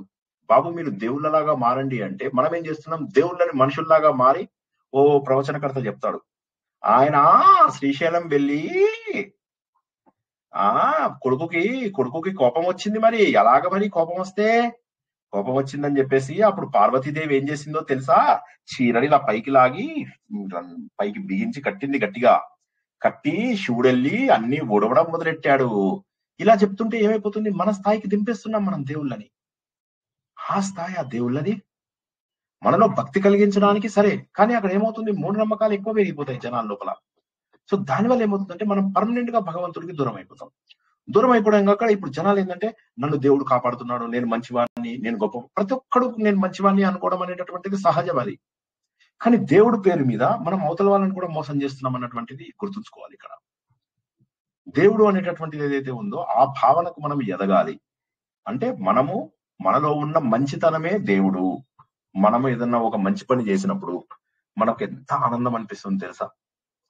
ఒక చక్కటి పని చేయండి, ఒక వ్యక్తికి చదివించండి, ఆకలిగా ఉన్నటువంటి వ్యక్తికి ప్రతిరోజు అన్నం తినిపించండి, పశువులని వీటిని ఎంత బాధ పెట్టకండి. నేను మొన్న మైకేల్ మూర్ అని చెప్పేసి, మీరు విన్నారో లేదో, వీలైతే కొద్దిగా ఎడ్యుకేషన్ బాగా ఉండి ఇంగ్లీష్ బాగా అర్థమైన వాళ్ళు, మైకేల్ మూర్ అని చెప్పేసి ఆయన అమెరికాలో చాలా అద్భుతమైనటువంటి డాక్యుమెంటరీస్ తీస్తుంటాడు అనమాట. వన్ ఆఫ్ ద డాక్యుమెంటరీస్ ఆయన బౌలింగ్ ఇన్ కొలంబైన్ అని చెప్పేసి అది తీసినప్పుడు ఆయనకి ఆస్కార్ ఇది కూడా వచ్చింది. సో ఆయన మైకేల్ మూర్, ఓకే, ఆయన చాలా 20-30 ఏళ్ళుగా ఉన్నాడు. ఆయన తీసిన ప్రతి ఒక్కటి మైకేల్ మూర్ది. ఫారెన్ హైట్ 9/11 అని చెప్పేసి ఒకటి తీశాడు అనమాట. సో అది కూడా అత్యద్భుతంగా హిట్ అయింది. తర్వాత సిక్కో అని చెప్పేసి ఇంకోటి తీశాడు, అంటే అమెరికాలో ఉన్న మెడికల్ సిస్టమ్ మీద. సో రీసెంట్ గా ఆయన ఇంకోటి తీశాడు అనమాట, అంటే రీసెంట్ గా కాదు, కొన్నేళ్ల కింద. అందులోపల ఏం తీశాడంటే ఈ రోజుల్లో వచ్చి గ్రీన్ ఫ్యూయల్ ఏదైతే చెప్పుకుంటున్నామో ఆ గ్రీన్ ఫ్యూయల్ గురించి ఇచ్చాడనమాట. చూస్తే కళ్ళు తెరుచుకున్నాయి, కళ్ళ నుంచి నీళ్ళు వచ్చేసేసాయి అది చూస్తుంటే. అంటే ఇది కొద్దిగా బాగా ఇంగ్లీష్ అర్థమయ్యి కొద్దిగా వాళ్ళ యాక్సెంట్ అర్థమయ్యే వాళ్ళకి చాలా చాలా చాలా చాలా బాగా కనెక్ట్ అవుతారు. అందులోపల చెప్తున్నాడు అనమాట, గ్రీన్ ఫ్యూయల్ నువ్వు డెవలప్ చేయాలి అంటే ముందు ఫాసిల్ ఫ్యూయల్స్ ని ఖర్చు పెట్టాల్సిందే. అంటే డీజిల్, ఈ పెట్రోల్, ఇవి ఏవైతే ఉన్నాయో ఇవన్నిటిని ముందు నువ్వు ఖర్చు పెడితేనే అవి వస్తాయి. అవి రావాలి అంటే నువ్వు దానికి కావాల్సిన వస్తువులన్నీ, అంటే నువ్వు ఏం చేస్తున్నావు అంటే నేను గ్రీన్ ఫ్యూయల్ తయారు చేస్తున్నావు, కానీ ఆ గ్రీన్ ఫ్యూయల్ తయారు చేయడానికి నువ్వు ఎంత ఈ ఫాసిల్ ఫ్యూయల్స్ ని తయారు చేయాల్సి వస్తుంది. అవన్నీ కూడా ఎలా పోతున్నాయి. సరే వాడుకున్నాళ్ళు అయిన తర్వాత ఓహోహో మేము ఫాసిల్ ఫ్యూయల్ యూజ్ చేస్తున్నామా, సరే అని చెప్పేసి వాడు ఏం చేశాడు, మేము ఎనిమల్స్ నుంచి వచ్చిన కొవ్వుతోని మేము చేస్తాము అని చెప్పాడు. అని తీసేం చేశాడు తెలుసా, బతుకున్న ఎనిమల్స్ ని మిల్స్ లో వేసేసాడు. వేస్తే పాపం బతుకున్నటువంటి ఆ ఎనిమల్స్ అన్నిటిని మిల్స్ లో వేస్తే అవి ఇలా గిలగిలా కొట్టుకుంటూ ఉంటే అవన్నీ ఇలా తిరిగి ఆ మిల్స్ లో పడి చచ్చిపోతే వాటిలోంచి వచ్చిన దాన్ని శక్తిగా వాడుతున్నారు. మనుషులలో క్రూరత్వానికి అంతు లేదు. కొన్ని దేశాలలో మాంసాహారులు హింస పెడితే వస్తువులు బాగుంటాయి అని కొంతమంది ఉన్నారు అనమాట. అంటే మతానికి కూడా ఇవి మారిపోతాయి. ఎందుకు సార్ ఇవాళ మతాల గురించి ఇంత చెప్తున్నారు అంటే నెక్స్ట్ చెప్పుకునేది అంతా కూడా మతం గురించే, కాబట్టి కొద్దిగా జాగ్రత్తగా వినండి. మీకు ఉపోద్ఘాతం చెప్తే గానీ ఎక్కువ టైం పట్టదు. వేణుగోపాల్ గారు జాయిన్ అయ్యారా? ఇవాళ జాయిన్ అయ్యారు. అదే అంటే జనరల్ గా ఆయన గుడ్ ఈవినింగ్ సార్ అని చెప్పకపోతే నాకు ఇది ఉండదు, అదే సో అందుకోసం అని చెప్పేసి జాయిన్ అయ్యారు. సంతోషం. అయితే ఏం చెప్తున్నాను, ఆ మతం గురించి ఎందుకు చెప్తారు అయితే మతం లోపల కొన్ని మతాల్లో ఇది తప్పు లేదు. సో అప్పుడు ఏమైపోతుంది, దానివల్ల మన హింస అనేటటువంటిది ఏమైతుందంటే తర్వాత స్థాయికి వెళ్ళిపోతుంది. ఇప్పుడు మీరు ఈ కోడి పందాలలో వాటి లోపల చనిపోయిన కోడి ఉంటుంది కదా, ఆ చనిపోయిన కోడి ఎక్కువ రేటు ఉంటుందిరా. దానికి కారణం ఏంటి అంటే, చనిపోయినప్పుడు అది పోరాడినప్పుడు దాని లోపల ఒక టైప్ ఆఫ్ ఏదో హార్మోన్ ఏదో జనరేట్ అవుతుందా, దానివల్ల it will be more tastier. So అందుకోసం అని చెప్పేసి అది టేస్టీగా ఉంటుంది అని చెప్పేసి దాన్ని చంపి తింటారు. అది కాక కొన్ని దేశాలలో ఏంటంటే ఇప్పుడు మనము మామూలుగా ఆలుగడ్డలు అవి ఇవి నూనెలో వేయిస్తాం కదా. సార్ మీకు భలే తెలుసు సార్ వంట, బాగా చేయిస్తున్నారు ఇంట్లో, మేడం మంచిగా చేయిస్తున్నారు, మిమ్మల్ని బాగా వంగదీసేశారు అని అనకండి. మామూలుగా నూనెలో వేయించే వాటిని వేయిస్తానంటే చూడటమే. సో వేయిస్తారు కదా. అలాగే ఈ చేపలు అవి ఇవి బతుకున్న ఉంటాయి కదా, ఆ బతుకున్న వాటిని అలా నూనెలో వేస్తారు అనమాట. వేస్తే అవి గిలగిలా గిలగిలా గిలగిలా గిలగిలా కొట్టుకుంటాయి కదా. అవి ఆ కొన ప్రాణంతో నుండి కొట్టుకోవడానికి బతకడానికి చేసే ప్రయత్నం, పోరాటం ఏదైతే ఉంటుందో ఆ పోరాటంలో టేస్ట్ ఎక్కువ ఉంటుంది. వాటిని అలాగే మన ప్లేట్ లో సర్వ్ చేస్తారనమాట. దాని కన్ను కూడా కదులుతూ ఉంటుంది బాధతోటి. దీని వీళ్ళు సంతోషంగా ఆస్వాదిస్తారు. వాళ్ళ మతము ఇది తప్పు అని చెప్పి చెప్పదు, వాళ్ళ మతము ఇది తప్పు అని చెప్పి చెప్పదు. అలాగే ఒక వేడి ప్లేట్స్ ఉంటాయి, ఆ వేడి ప్లేట్స్ లోపల ఫోర్కు అవి ఇవి అన్ని ఏం చేస్తారంటే వాటి పందులు ఈ జంతువులు ఉంటాయి కదా, ఆ జంతువులను తీసి అలా పడేస్తారు అనమాట. పడేస్తే అవి ఏం చేస్తాయి, ఆ ప్లేట్స్ మీద నిలబడడానికి ట్రై చేస్తాయి. నిలబడడానికి ట్రై చేస్తే వేడిగా ఉంటుంది, విపరీతమైన వేడిగా ఉంటుంది, పెనం లాగా అనమాట, బాగా వేడిది. దాన్ని నిలబడలేవు. మళ్ళీ నిలబడదామని ఎగిరినా మళ్ళీ దాని మీదే పడతాయి. అలా నిలబడి ఆ పోరాటం చివరి వరకు బతకాలి. ఆ పోరాటం చేసి చచ్చిపోతాయి. అది టేస్టీగా ఉంటుంది అని చెప్పేసి మనుషులు వాడతారు. మొన్న మా పిల్లాడు చాలా దారుణం ఎంత సార్. క్రూరంగా వినడానికే ఉంది సార్, దారుణంగా ఉంది సార్. వినటానికి దారుణంగా ఉంది సార్. చాలా దారుణంగా ఉంది వినడానికి. ప్రపంచంలో అదే మాంసాహారం అంటే అంటే ఒక జీవి గలగల కొట్టుకుంటుంటే దాన్ని సేవించడం ఆనందం. అంటే బతికినట్టు చేస్తారండి. హ్యూమన్స్ ని కూడా హెరాస్ చేస్తూ కొన్ని జరుగుతున్నాయి కదా సార్ ఇప్పుడు. మాంసాహారం Atrocities on నిషేధించాలి అని human and బాగా wild. తీవ్రంగా తీసుకురావచ్చు కదా సార్ అందరు కలిసి. అది It is equal to రాక్షసానందంలాగా that only ఉంటుంది కదా. కానీ ఎలా తినబుద్ధి వేస్తుందా అనిపిస్తుందండి. తప్పు అంత అనేది ఒకటే బాధపడుతుంది. ఉంది. అలా హింస పడినటువంటి వాటిని తినడానికి వాళ్ళ మతం అడ్డు చెప్పదు. అదే విధంగా మనసు అది బాధపడుతుంది అంటేనే మనసు మనకు బాధపడుతుంది. ఎలా తింటారో అర్థం కాదు. బాధపడకుండా ఏది బాగుంటుంది సార్? వేణుగోపాల్ గారు ఏదో మాట్లాడుతున్నారు, చెప్పండి సార్. వాళ్ళ ఆనందం ఉంటుంది సార్, వాళ్ళకి ఆనందంగా మనం బాధపడతాం, వాళ్ళకి ఆనందం అట్లా ఉంటే. అయితే క్రిస్టియన్స్ తో ఒకసారి ఇట్లా మాట్లాడినప్పుడు అంటే జంతువుల్ని చంపి రక్తాన్ని ఒలిగించి తినొచ్చు, తప్పులేదు, వాటికి బుద్ధి లేదు జ్ఞానం లేదు కాబట్టి అవి దేవుడి కిందకి రావట. మనుషులకి జ్ఞానం బుద్ధి ఉంది కాబట్టి అని చెప్తున్నారు సార్. అలా ఏముండదు. వాళ్ళకి అవసరం వస్తే మనుషులు కూడా తింటారు. వాళ్ళకి అవసరం వస్తే మనుషుల్ని కూడా తింటారు. ఒక సమయంలో సర్వైవర్ అని చెప్పేసి వీళ్ళ సీరియల్స్, మీరు ఈ టీవీ సీరియల్స్ చూడరు, సినిమాలు చూడరు, పెయింటింగ్ చూడరు, నవల్స్ చదవరు, పుస్తకాలు చదవరు. నాకు ఎంత కష్టం తెలుసా ఇవన్నీ ఎక్స్ప్లెయిన్ చేయడము. సర్వైవర్ అని ఒక సీరియల్ ఉంది.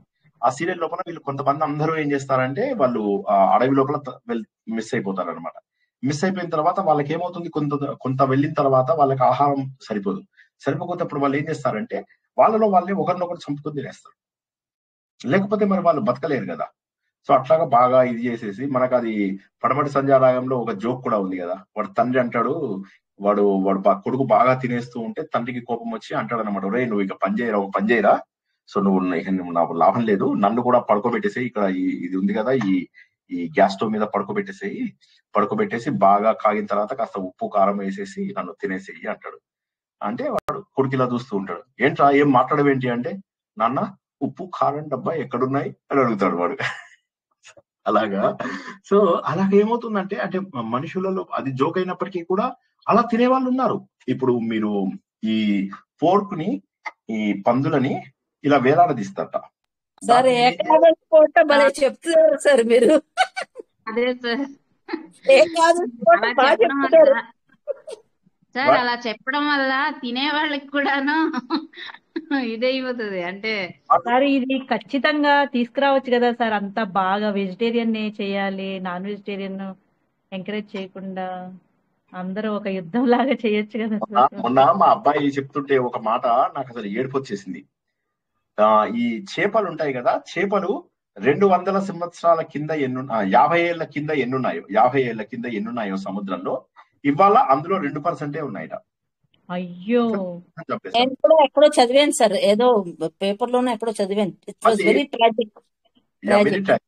200 సంవత్సరాల కింద ఎన్ని చేపలు ఉన్నాయో అందులో 100వ వంతు 50 ఏళ్ల కింద ఉన్నాయి. అందులోపల 1000వ వంతు ఇవాళ ఉన్నాయి. సో అంటే ఏంటి, తినేస్తున్నారు. అది కాక అమెరికాలలో డెవలప్డ్ నేషన్స్ లో మీకు ఫిషింగ్ లైసెన్స్ అని చెప్పేసి ఇస్తారు అనమాట. అంటే మీరు ఏంటంటే ఇలా మనం వేసినట్టుగా ఇలా ఎర వేసి ఇలా గుంజడం చాలా కష్టం. సో వాళ్ళకి ఏంటంటే ఇట్లా మంచిగా తిప్పేది ఉంటుంది అనమాట. మీరు ఎంత దూరమైనా వేసేసేయచ్చు. వేసి అది పట్టుకున్న తర్వాత ఇలా లాగచ్చు. చిన్న చిన్న పిల్లలు కూడా అవి వేసి లాగి బయటికి లాగి తల్లిదండ్రులతో వెళ్తారు, మంచిగా బోట్ లో వెళ్తారు. వెళ్ళేసి మధ్య దూరంలోకి వెళ్ళిన తర్వాత అక్కడి నుంచి చేపలని వాళ్ళే లైవ్ గా వేటాడి వాళ్ళ కార్లలో వాళ్ళ బోట్ లోపల పెట్టుకుంటారు. అవి గిలగిల పాపం కొట్టుకుంటూ ఉంటాయి కదా. కొట్టుకుంటూ ఉంటే కొద్దిసేపటికి నీళ్లు లేకపోయేసరికి చచ్చిపోతాయి. అమ్మయ్య చచ్చిపోయిందని చెప్పేసి వాళ్ళు చాలా సంతోషంగా దాన్ని మళ్ళీ తినొచ్చు అని చెప్పేసి అనుకుంటూ ఉంటారు.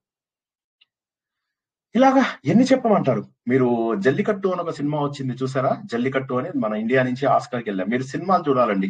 మీతో ప్రాబ్లం చాలా కష్టమవుతుంది. సినిమాలు చూడండి. మీరు బోల్డ్ అని సినిమాలు చూడండి, బోల్డ్ అని నవలలు చదవండి, బోల్డ్ అని వెబ్ సిరీస్లు చూడండి, బోల్డ్ అని డాక్యుమెంటరీలు చూడండి, ఇట్లా ప్రవచనాలు కూడా వినండి. అప్పుడు అవి చూస్తుంటే ఇది తగ్గిపోతోంది సార్, అది యథార్థం. నిన్న మా జనరలీ చూడండి సార్, నిన్న ఏమని జస్ట్ బ్రౌజ్ చేస్తున్నాను టీవీ, ముంబై సెంట్రల్ అని వచ్చింది, అంటే డాక్యుమెంటరీ. మనసు పాడైపోయింది. It is regarding you know how the young girls are trapped and ఇది అదంతా అనమాట.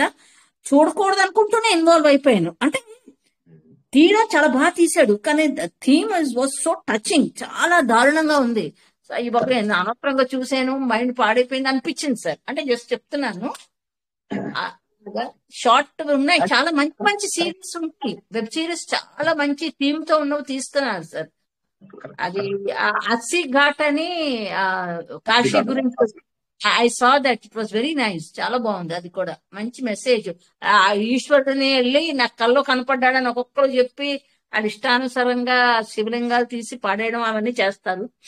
అది సో ఏది ఏమైనప్పటికీ కూడా ఇప్పుడు మనం ఎందుకు ఇవన్నీ చెప్పుకోవాల్సి వస్తుంది అంటే, ఇవన్నీ ఏమైతుందంటే మతంలో తప్పు కాదు అని చెప్పి ఎప్పుడైతే మనం చెబుతామో, మతంలో తప్పు కాదు అని చెప్పేసరికి ఏమవుతుంది, మనకు మరింత సులువుగా మనము చెడు పనులు చేయడానికి ముందుకెళ్ళిపోతాం. సో కాబట్టి ఏంటంటే చెడ్డ పనులు చేసే వాళ్ళు ఎవరైతే ఉంటారో వీరికి ఇంకా ఏ రకమైనటువంటి అదుపు అనేటటువంటి ఉండవన్నమాట. ఉండకుండా వాళ్ళు ఏంటంటే అత్యంత క్రూరంగా కూడా చేసేస్తున్నారు. ఇప్పుడు మీరు కనుక ఈ ముస్లిం వాళ్ళని తీసుకుంటే వాళ్ళకి తాగడం తప్పు అంటారు, దొంగతనంగా వాళ్ళు చిట్టుగా తాగేస్తూ ఉంటారు. తప్పని చెప్పేసి వాళ్ళు ఏం చేస్తారు, చెప్పే కదా ఆవులు ఎంత ఘోరంగా ఇది చేస్తారు, కావాలని చెప్పి క్రేన్ లో పై దాకా తీసుకెళ్లి ఒక్కసారి వదిలేస్తారు అనమాట. అంత పైనుంచి పడిపోయి ఆవు చచ్చిపోతుంది గిలగిలా కొట్టుకుని, దానికి వాళ్ళకి సంతోషం. మళ్ళీ ఒకడు ఉంటాడు అనమాట ఆవులు చంపే ఎక్స్పర్ట్. నేను చెప్పే కదా మొన్న, వాడు ఏం చేస్తాడు, ఒక్కొక్క ఆవు దగ్గరికి వెళ్ళినట్టే వెళ్తాడు. వెళ్ళగానే అది కూడా ఏమనుకోదు, నన్ను ముద్దు చేయడానికే వస్తున్నాడు అనుకుంటుంది. ఇలా పట్టుకుని మెడలో ఇలా చెయ్యి ఇలా వేసి ఇలా విరగొడతాడు చేతితోటి. విరగొట్టి అది కొద్దిగా తను ప్రతిఘటించే లోపల దాని మెడను కోసేస్తాడు. అలా వాడు లెస్ దాన్ 5 minutes 5-6 ఆవుల్ని చంపేస్తాడు. ఇంకా కొన్ని చోట్ల బంగ్లాదేశ్ లో ఏం చేస్తారంటే, ఒక ఆవును చంపడానికి ఇట్లా 3-4 వస్తారనమాట. వాళ్ళు ఏంటంటే హిందువులకు ఇష్టం ఇది ఆవులు. సో హిందువులు ఇంకా ఇక్కడ మన దేశం లోపల ఇలా 10-15% ఉన్నారు. వీళ్ళని ఎలా అయినా సరే మనం ఇది అని వాళ్ళు ఏం చేస్తారు, హిందువులను చంపిన దీని మీద వాళ్ళకి ఏంటంటే ఆవులను చంపుతుంటే హిందువులను చంపిన కోరిక అనమాట వచ్చేసేసి అంత ఘోరంగా వాటిని చంపుతూ ఉంటారు. ఈ విధంగా మతము అనేటటువంటిది ఏదైతే ఉందో, ఈ మతం నేను కాదు. ఎందుకంటే పుట్టుకతోటి నాకు ఒక మతము అంటూ నేను పుట్టినప్పుడు నాకు తెలియదు. పెరిగినా కొద్దీ నన్ను ఒక మతం లోపల తీసుకెళ్లి నాకు ఈ మతము అని చెప్పి అంటారు, ఇది తప్పు కాదు అంటారు, చంపడం తప్పు కాదు అంటారు. చిన్న చిన్న పిల్లలు కూడా చేపలని బయటికి తీసుకొస్తుంటే ఎంత ఇదిగా ఉంటుంది. వీటిని నేను ల్యాండ్స్కేప్ గార్డెన్ లో కూర్చొని చదువుకునేవాడిని చెప్పే కదా, కూర్చున్నప్పుడు అక్కడ ఎవడో వన విహారానికి వచ్చారు అనమాట, ఒక ఫ్యామిలీ మొత్తం. చక్కగా ఒక మేకను కూడా తీసుకొచ్చారు. తీసుకొస్తే కొద్దిసేపటికి ఏమైంది, మేకను చంపేశారు, దాని మీద చర్మం ఒలిచేశారు. అందరూ కలిసి హ్యాపీగా కబుర్లు చెప్పుకుంటూ తింటున్నారు. వీళ్ళ సరదా కోసం అని చెప్పేసి ఈ పాపాత్ములంతా కలిసి ఒక జీవాన్ని నాశనం చేశారు. సో ఏమవుతుందంటే, అలాగే మరి కోళ్ళు ఇవి వీటిని చంపడం తప్పు కదా. సో ఈ విధంగా ఏంటంటే ఏది చంపినా తప్పే. నా క్లోజ్ సార్ ఫ్రెండ్స్ ఈ అయితే బలులు ఇచ్చే ఆచారం ఎందుకు వచ్చింది సార్? దాన్ని బాగా అసలు ప్రతి అది వాళ్ళు కాదు, బలి మాంసాహారం అనేది ఆల్టర్నేటివ్ సోర్స్ ఆఫ్ ఫుడ్ గా వచ్చింది. అన్ఫార్చునేట్లీ మన పురాణాలలో కావ్యాలలో ఉంది, బట్ వేదాలలో లేదు. వేదాలలో మనం చంపాలి అని హింస లేదు. కానీ తర్వాత ఏమైందంటే జనాలు మెల్లమెల్లగా క్షుద్ర శక్తులు మంత్రశక్తుల వైపు వెళ్ళిపోయారు. ఇప్పుడు ఇవాళ మనం తెలుసుకోబోయేటటువంటిది పాంచరాత్రం ఏదైతే ఉందో, నా సాంఖ్యం నా శైవం నా తత్పాంచరాత్రం అని ఉంది కదా. ఆ పాంచరాత్రం ఎక్కడి నుంచి వచ్చింది అనుకుంటున్నారు? వేదాలు పోయాయి, వేదాలు దొరకలేదు. మనం ఇంతకు చెప్పుకున్నట్టున్నాం పాంచరాత్రము వైఖానసం అని చెప్పేసి చెప్పు.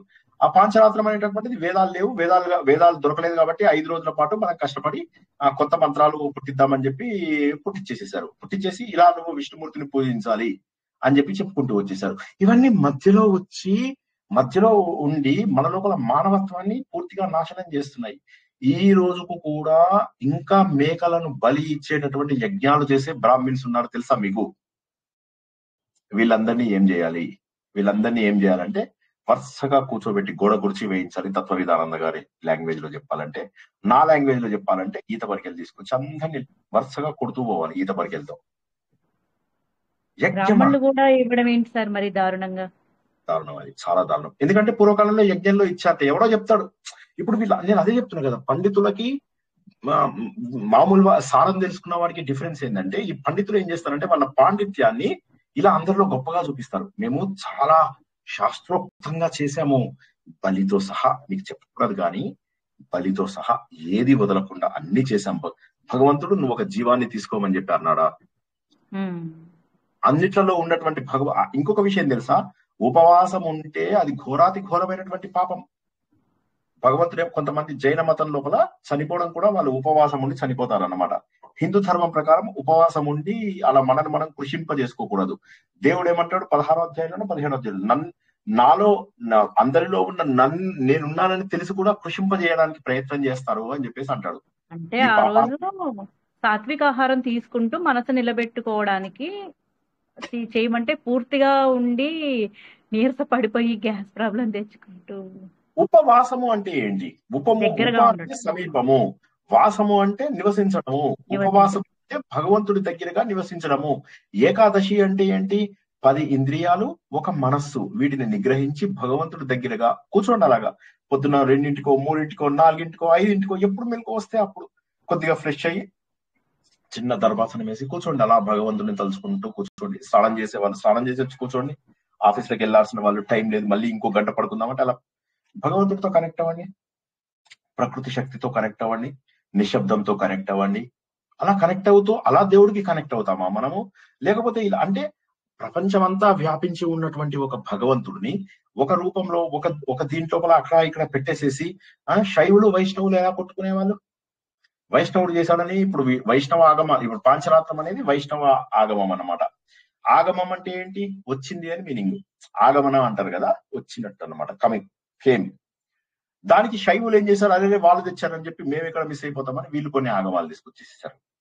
ఇలాగ ఏమైపోయిందంటే పోటీ ప్రపంచం లోపల ఎవరికి వాడు పోటీగా వెళ్ళారు. వాళ్ళు ఒకరినొకరు ద్వేషించుకుంటారు. భగవంతుడి లక్షణమా అది? భగవంతుడి లక్షణం కాదు. మరి ఏమిటి? అందుకోసం మరి నేను కాదు, ఇవన్నీ నేను కాదు. ఎందుకు నేను కాదు? న సాంఖ్యం న శైవం న తత్పాంచరాత్రం న జైనం న మీమాంస కాదేర్మతం వా విశిష్టానుభూత్యా విశుద్ధాత్మకత్వా తదేకో వశిష్ట శివ కేవలోకం. న భూమిర్న తోయం న తేజో న వాయు న ఖం నేంద్రియం వా న తేషాం సమూహ అనేకాంతికత్వాత్ సుషుప్త్యేక సిద్ధః తదేకో వశిష్ట శివ కేవలోకం. న వర్ణాశ్రమాచార ధర్మ న మేధారణ ధ్యాన యోగాదయోపి అనాత్మాశ్రయాహం మమధ్యాసహన తదేకో వశిష్ట శివ కేవలోకం. న మాతా పితా వా న దేవా న లోక న వేదా న యజ్ఞా న తీర్థ బ్రువంతి సుషుప్తౌ నిరిస్తాతి శూన్యాత్మకత్వా తదేకో వశిష్టః శివః కేవలోహం న సాంఖ్యం న శైవం న తత్పాంచరాత్రం న జైనం న మీమాంసకాదేర్మతం వా విశిష్టానుభూత్యా విశుద్ధాత్మకత్వా తదేకో వశిష్టః శివః కేవలః అహం. ఎంత గొప్ప తత్వం నాదో తెలుసా? ప్రతి 2 లైన్లలో నేను ఎవరిని కాదు అనేది చెబుతున్నాడు. చాలా మూడో బాగా లైన్ చాలా బాగా పాడారు. చాలా బాగా పాడారు. ఎంత బాగా అయ్యా గొప్పగా ఉన్నది. చాలా నన్ను గొప్పగా. బాగా పాడావు అన్నవారు మీరు ఒక్కరే. సో మీకు best student award, student of the year award మీకే. లేదు లేదు లేదు సార్, మీరు బాగా పాడతాడు సార్, బాగా లేదు పాడతాడు. సార్, చాలా బాగా కాదు పాడారు. సార్. మీరు హృదయంతో తన్మయంతో పాడిన విధానం చాలా బాగుంది సార్. చాలా బాగుంది సార్. ఇన్వాల్వ్మెంట్ తో పాడారు సార్. చాలా ఇన్వాల్వ్ అయిపోయారు సార్.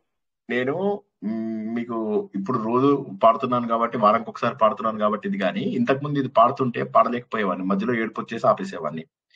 ఎంత అంటే అది అర్థం చేసుకున్నా కొద్ది గుండె ఇదైపోతుంది, నీరైపోతుంది అనమాట. ఇంత గొప్ప విషయాలు ఎవరు చెప్తారు? మనకి ఎన్ని కోట్ల జన్మల అదృష్టం ఉంటే ఈ ఈ వేదాంతాన్ని అర్థం చేసుకోగలుగుతున్నాము. వేదాంతము వేదం యొక్క అంతము, వేదం యొక్క చివరి భాగము, జ్ఞానశిఖ, సార్ జ్ఞానకాండ. ఆన్లైన్లో దొరుకుతుందా సార్ ఈ పాట? ఇది దొరుకుతుందా సార్? అవును. ఏంటప్పా? ఇప్పుడు మీరు పాడింది మాకు ఎక్కడ దొరుకుతుంది సార్ వినటానికి మళ్ళా? దొరుకుతుందమ్మా. ఆమె మనకు కామన్ ఎవరు, మన రాధిక గారు ఉంటారు కదా, రాధిక కొద్దిగా పెట్టి. గూగుల్లోనే ఉన్నాయి ఉన్నాయి యూట్యూబ్ ఉన్నాయి లో ఉన్నాయి శ్లోకాలు. సార్. గూగుల్ గూగుల్లో యూట్యూబ్ లో కూడా ఉన్నాయి ఉన్నాయి సార్, సార్ పాడిన నిర్వాణ పాటలు. దశకం ఉన్నాయి నిర్వాణ సార్. ఉన్నది ఉన్నది. సరే సరే, అయితే ఇప్పుడు ఇందులో ఏం తెలుసుకున్నాం మనం ఇప్పటి వరకు? నేను ఏమేమి కాదు అనేది మొదటి 2 లైన్లు చెప్తాయి. నేనెవరు కాదు, నేనెవరు కాదు, నేనెవరు కాదు అని ఫస్ట్ 2 లైన్లు చెప్తాయి. 3వ లైన్ ఎందుకు అనేటటువంటి కారణం చెప్తుంది. 4వ లైన్ నేనెవరిని. ఇప్పుడు నేను ఎవరిని అంటే ఆత్మస్వరూపం డైరెక్ట్, కానీ అలా డైరెక్ట్ గా చెప్పకూడదు. మనం అది అర్థం చేసుకోవడానికి ఫస్ట్ 1 అర్థం చేసుకుని 3వ లైన్ లో కారణం కూడా తెలుసుకుని 4వ లైన్ లోపల నేనెవరినో తెలుసుకోవాలి. అలాంటివి 10 శ్లోకాలు. ఫర్ ఎగ్జాంపుల్ మీరు ఫస్ట్ దాంట్లో న భూమిర్న తోయం న తేజో న వాయు నఖం నేంద్రియం వా న తేషాం సమూహ. ఏం తెలుసుకున్నాము? ఈ పంచభూతాలు నేను కాదు, ఈ కనిపించేటటువంటివి ఏవి కూడా నేను కాదు. నా లోపల ఉన్న ఇంద్రియాలు ఉన్నాయి కదా, ఈ ఇంద్రియాలు కన్ను కాదు, ముక్కు కాదు, నోరు కాదు, చెవులు కాదు. తేషాం సమూహ, వాటి సమూహం కూడా నేను కాదు. ఎందుకోసమో తెలుసా? అనేకాంతికత్వాత్ సుషుప్త్యేక సిద్ధ. ఇవన్నీ కూడా ఏకత్వాన్ని తెలియజేయడం లేదు, అనేక రకాలుగా ఉన్నాయి. అంటే భూమి మారుతోంది, అగ్ని మారుతోంది, వాయువు మారిపోతోంది, నా ఇంద్రియాలు మారిపోతున్నాయి, నేను మారిపోతున్నాను. కాబట్టి ఇవన్నీ ఏకత్వంగా ఉండడం లేదు. నేను ఏకత్వమే, మారనటువంటి తత్వమును నేను. మళ్ళీ మళ్ళీ గుర్తుంచుకోండి, హిందూ ధర్మం చెప్పేది ఏంటంటే సత్యము. సత్యం అంటే ఎప్పటికీ మారనటువంటిది, ఎటువంటి వికారములు లేనటువంటివి. వికారములు అంటే ఏంటి? పుట్టడం, ఉండడం, మార్పు చెందడం, పెరగడం, మార్పు చెందడం, క్షీణించడం, నశించడం. ఈ 6 లక్షణాలు ఉన్న ప్రతి ఒక్కటి అశాశ్వతం. సార్ అయితే మీరు అశాశ్వతమా? కరెక్ట్, నేను అశాశ్వతం. ఎందుకోసము? నేను బేబీగా ఉన్నాను, నేను తర్వాత ఉన్నాను, తర్వాత పెరిగాను, తర్వాత మళ్ళీ మారాను, తర్వాత క్షీణించడం మొదలైంది, తెల్లగడ్డం వచ్చింది, ఇక అతి త్వరలో. సో కాబట్టి ఏమైతుంది ఇక్కడ? మనం శాశ్వతం కాదు. అంటే ఈ శరీరం శాశ్వతం కాదు, నేను శాశ్వతాన్ని. ఈ మారేటటువంటిది శరీరమే. ఎందుకంటే ఇది అనేకములుగా మారిపోతుంది. ఉదాహరణకి నా కన్ను ఉంది, చిన్నప్పుడు ఉన్నట్టుగా ఇప్పుడు లేదు. అంటే నా కన్ను కూడా మారిపోయింది. నా చెవులు, వినికిడి శక్తి తగ్గింది, కాబట్టి ఇది నేను కాదు. నా ఇంద్రియాలు, నా హార్మోన్స్ కి సంబంధించి నా జుట్టు తెల్లబడింది, అంటే ఇది నేను కాదు. ఇవన్నీ కూడా మార్పున్నాయి. అనేకాంతికత్వ, అనేక రకాలుగా, ఏకాంతికత్వం కాదు అక్కడ, అనేకాంతికత్వం, అనేకాలుగా మారిపోతున్నాయి అని చెప్పి మొదటి శ్లోకంలో తెలుసుకున్నాం మనం. తెలుసుకుని మరి నేనెవరిని? ఇవన్నీ కాదు, మరి నేనెవరిని అంటే ఇవన్నీ కానటువంటి ఒక మంగళ స్వరూపాన్ని నేను, ఒక అద్భుతమైనటువంటి భగవంతుడి స్వరూపాన్ని నేను అని చెప్పేసి మొదటి శ్లోకంలో తెలుసుకున్నాం. మొదటి శ్లోకంలో ఇంద్రియాలు. రెండో శ్లోకంలో ఏం తెలుసుకున్నాము? నేను వర్ణాలు అనుకున్నాను, వర్ణాశ్రమ ధర్మాలు, ఆచార వ్యవహారాలు అనుకున్నాను. వర్ణం అంటే ఏంటి? బ్రాహ్మణ, క్షత్రియ, వైశ్య, శూద్ర. పుట్టుకతో అందరూ శూద్రులు. తర్వాత సంస్కారం వేసిన తర్వాత అందరూ కూడా ద్విజులు అవుతారు. అందరూ వేసుకోవాలా? అందరూ వేసుకోవాలి. 4 వర్ణాల వాళ్ళు వేసుకోవాలి. సార్ మరి శూద్రులలో లేదు కదా అంటే ఉంది, ఒకప్పుడు ఉండేది. తర్వాత ఏమైందంటే రాజులు ఏం చేశారంటే శూద్రులు చాలా కష్టపడుతుంటే రాజులు క్షత్రియులు ఏమన్నారంటే సరేలే మీరు చేసుకోకపోయినా పర్వాలేదు, ఎందుకంటే మీకు అదే పుణ్యం వస్తుంది, ఎందుకంటే మీరు ఇంత కష్టపడుతూ మళ్ళీ అది కూడా చెయ్యాలంటే మీకు టైం సరిపోదు అని అన్నారు. అందువల్ల వాళ్ళు చేసుకోవట్లేదు. కానీ యాక్చువల్ గా 4 వర్ణాల వాళ్ళు కూడా అది వేసుకోవాలి, తాడేసుకోవాలి. సరే అంతకుముందు ఆడవాళ్ళు కూడా వేసుకునేవాళ్ళు, ఋగ్వేద కాలంలో ఆడవాళ్ళు కూడా వేసుకునేవాళ్ళు. సరే దాని నుంచి ఎగ్జంప్షన్ ఇచ్చేశారు ఆడవాళ్ళకి. అలాగే ఓ శూద్ర దీంట్లో ఉన్న వారికి, వర్ణంలో ఉన్న వారికి ఎగ్జంప్షన్ ఇచ్చారు. ఎవరైతే వృత్తి పనులలో ఉంటారో వారు. బేసికలీ కులాలు లేవు మనకు. బ్రిటిష్ వాళ్ళు వచ్చిన తర్వాత మొట్టమొదటి సర్వే వచ్చిన తర్వాత 1760 1800 అప్పుడు మనకు స్టార్ట్ అయినాయి. సెన్సెస్ స్టార్ట్ అయినప్పుడు వాళ్ళు వెళ్ళి నీ కులం ఏంటంటే మాకేం కులం అంటాడు. అప్పుడు ఏం చేశారు, వాళ్ళు వృత్తినే కులంగా రాసి పారేశారు. అలాగా మనకు కులాలు వచ్చాయి, కులాలు లేవు మనకు. సో వీడేమంటాడు ఇక్కడ, ఈయనేమంటాడు, నేను వర్ణం కాదు, ఎందుకంటే వర్ణం అనేటటువంటిది మారిపోతుంది. నేను ఇవాళ బ్రాహ్మణుడిని రేపు క్షత్రియుడిగా మారచ్చు, రేపు క్షత్రియుడిని మళ్ళీ బ్రాహ్మణుడిగా మారచ్చు. ఇవి మనం ఎన్నో చూసాం ఉదాహరణ. అదేంటి అదే నా తాడు ఆడవాళ్ళు కూడా వేసుకుంటారు, అందరూ వేసుకోవాలన్నారు కదా, అది ఎక్కడో చదివాను, లేదంటే ఎవరు గురువు చెప్తే రామాయణంలో సీతాదేవి కూడా అర్ఘ్యపాత్యలు ఇచ్చి శివుడికి అనే 3 నాడుల్ని పరమాత్మ మనకి జంజం వేసి పంపించాడంట సార్. అవునమ్మా, కరెక్ట్. ఈ మూడు పోగులు ఎందుకు వస్తాయి తెలుసా? అసలు మూడు పోగులు ఎందుకుంటాయి? ఆడవాళ్ళు 3 ముళ్ళు వేసుకుంటారు కదా. ఎందుకు మగవాడు ఆ 3 ముళ్ళే కట్టేయమనుకుంటాడు? ఆ తాడే నీ ఉరి తాడవునని తెలియదు లేదా ఉంది కదా ఒక పాట. సో అట్లాగా. సో అయితే ఏమైతుంది, ఆ 3 ముళ్ళు ఎందుకు వేస్తారు? ఆ 3 ముళ్ళు చెప్పడంలో ఏంటంటే నీ సుషుమ్నా నాడి ఏదైతే ఇలా ఈ కుండలిని ఏదైతే ఇలా పైకి వస్తూ ఉంటుందో సుషుమ్నా నాడితో పాటు ఈ 3 సార్లు మధ్య లోపల బ్రహ్మ, రుద్ర, విష్ణు, ఈ 3 రకాల ముళ్ళు ఉంటాయి. ఆ 3 రకాల ముళ్ళని గుర్తు చేయడం కోసమని 3 ముళ్ళు వేస్తారు. మరి మగవాళ్ళకి కూడా 3 ముళ్ళు ఉంటాయి. మగవాళ్ళకు కూడా 3 ముళ్ళు ఉంటాయి. ఇప్పుడు నాకు కూడా 3 ముళ్ళు ఉన్నాయి, ఇందులో 3 ముళ్ళు ఉంటాయి. అందరూ 3 ముళ్ళు వేసుకోవాల్సిందే. అది ఆడవాళ్ళు కూడా వేసుకోవాల్సిందే. అయితే ఆడవాళ్ళకి జంజంకి ఎవరికి వాళ్ళు వేసుకోవాలా సార్? అది జంధ్యాల పూర్ణిమ నాడు మార్చుకుంటారమ్మా. మామూలుగా అయితే ఆ ముడులు అనేవి ఉంటాయి సార్, డైరెక్ట్ గా ఉంటాయి ముడులు. ఒక్కొక్క ముళ్ళు 3 ఉంటాయి. అలా మొత్తం 3 ముళ్ళు 9. సార్ మాంగళ్యానికి 3 ముళ్ళు ఎందుకు వేసేది, అది ఇంకొకసారి చెప్పండి సార్. ఇది ఇప్పుడు మీరు సుషుమ్నా నాడి పైకి వెళ్తుందా, మగవాళ్ళకి కానీ ఆడవాళ్ళకి కానీ ఒకే కారణం ఏంటంటే ఈ సుషుమ్నా నాడి ఇలా పైకి వెళ్తుంది. ఇడా పింగళ, ఇడా అంటే ఎడమ వైపు నుంచి వచ్చే నాడి, పింగళ అంటే కుడి వైపు నుంచి వచ్చే నాడి. తెలిసిందే కదా. మన శరీరంలో 72,000 నాడులు ఉన్నాయి. అందులో 72 ముఖ్యమైన నాడులు. అందులో ఈ 3 నాడులు ముఖ్యమైనటువంటి. ఈ 3 నాడులు ఏమవుతాయని చెప్పారు ఇంతకుముందు, మీరు మర్చిపోయారు అందరూ. ఇక్కడి నుంచి ఇది మన కుండలి, మన చక్రం ఏదైతే ఉంది, మన చక్రాలు మూలాధార, స్వాధిష్టానం, మణిపూరక, అనాహత, విశుద్ధి, ఆజ్ఞ, సహస్రారం, ఈ అన్నిటికీ కనెక్టింగ్ పాయింట్ అన్నమాట ఏది, ఆ సుషుమ్నా నాడి అనేటటువంటిది. అందుకోసం మనం ఏం చేస్తాము, సుషుమ్నా నాడి అనేటటువంటిది ఏదైతే ఉంటుందో power houses, important power houses అంటారు. ఈ చక్రాలని పవర్ హౌసెస్ అంటారు. ఈ పవర్ హౌసెస్ ఏవైతే ఉంటాయో ఈ పవర్ హౌసెస్ మన ఊపిరిని బట్టి, మనం తీసుకున్న ఆక్సిజన్ ని బట్టి అవి శక్తికి గురవుతాయి. ఆ శక్తి వల్ల మనం మిగతా చర్యలన్నీ చేసుకోగలుగుతాం. మనం ఏం చేయాలి, మనకున్నటువంటి పూర్వజన్మలలో చేసుకున్న పాపాలు, పుణ్యాలు అన్ని కూడా వీటికి చుట్టుకొని ఉంటాయి అన్నమాట. వచ్చే జన్మకి వెళ్ళామనుకోండి, ఇది విత్తనం రూపంలో మారిపోతుంది. మారిపోయి మళ్ళీ మనకేమవుతుంది, ఇంకో జన్మెత్తగానే మళ్ళీ ఇవన్నీ మళ్ళీ శరీరంలో మళ్ళీ చుట్టుకుని ఉంటాయి అన్నమాట. అందుకే కొంతమందికి తలకాయ నొప్పులు వస్తాయి. వచ్చినప్పుడు వాళ్ళకి ఏంటి, ఆజ్ఞా చక్రం దగ్గర ప్రాబ్లం ఉన్నట్టు లెక్క. కొంతమందికి థ్రోట్ ప్రాబ్లమ్స్ ఉంటాయి, వాళ్ళకి విశుద్ధి చక్రం దగ్గర ప్రాబ్లం ఉన్న, పాపాలు ఎక్కువ చేసుకున్నారు పూర్వజన్మలో అని లెక్క.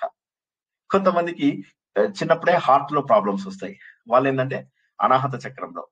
కొంతమందికి మూలాధారంలో ప్రాబ్లమ్స్ ఉంటాయి, కొంతమందికి ఇట్లా ఒక్కొక్క దగ్గర ఒక్కొక్క రకమైన ప్రాబ్లమ్స్ ఉంటాయి. కొంతమందికి సరిగ్గా అడగకపోతే వాళ్ళకి ఏంటి, ఇక్కడ మూలాధార, స్వాధిష్టానం, మణిపూరకంలో ప్రాబ్లమ్స్ ఉంటాయి.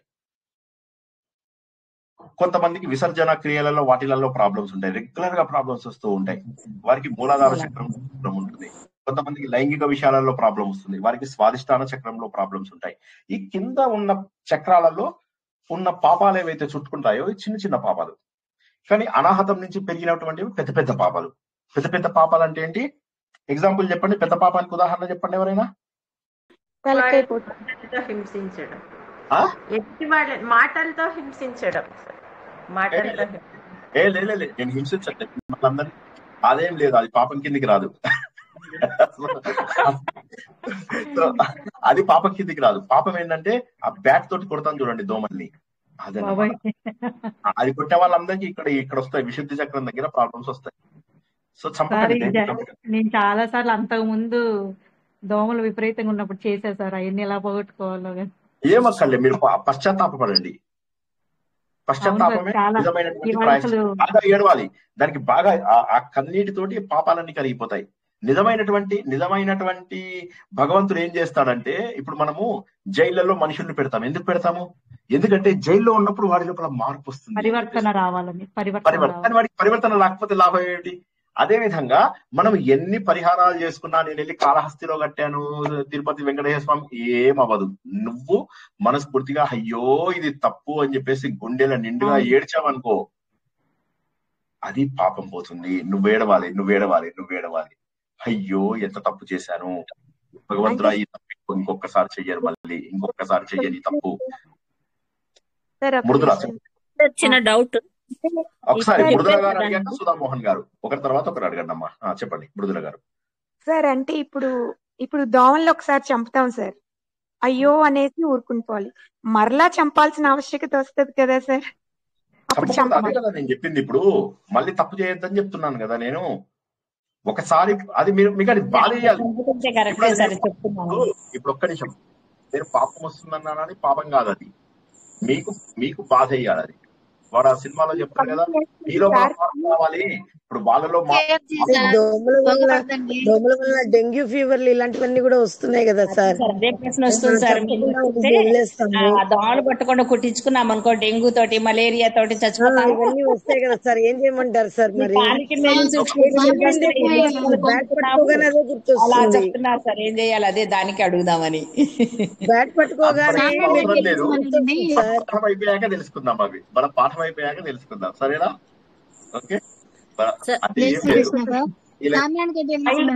పడుకుంటే దోమలు కుట్టమంటారు సార్.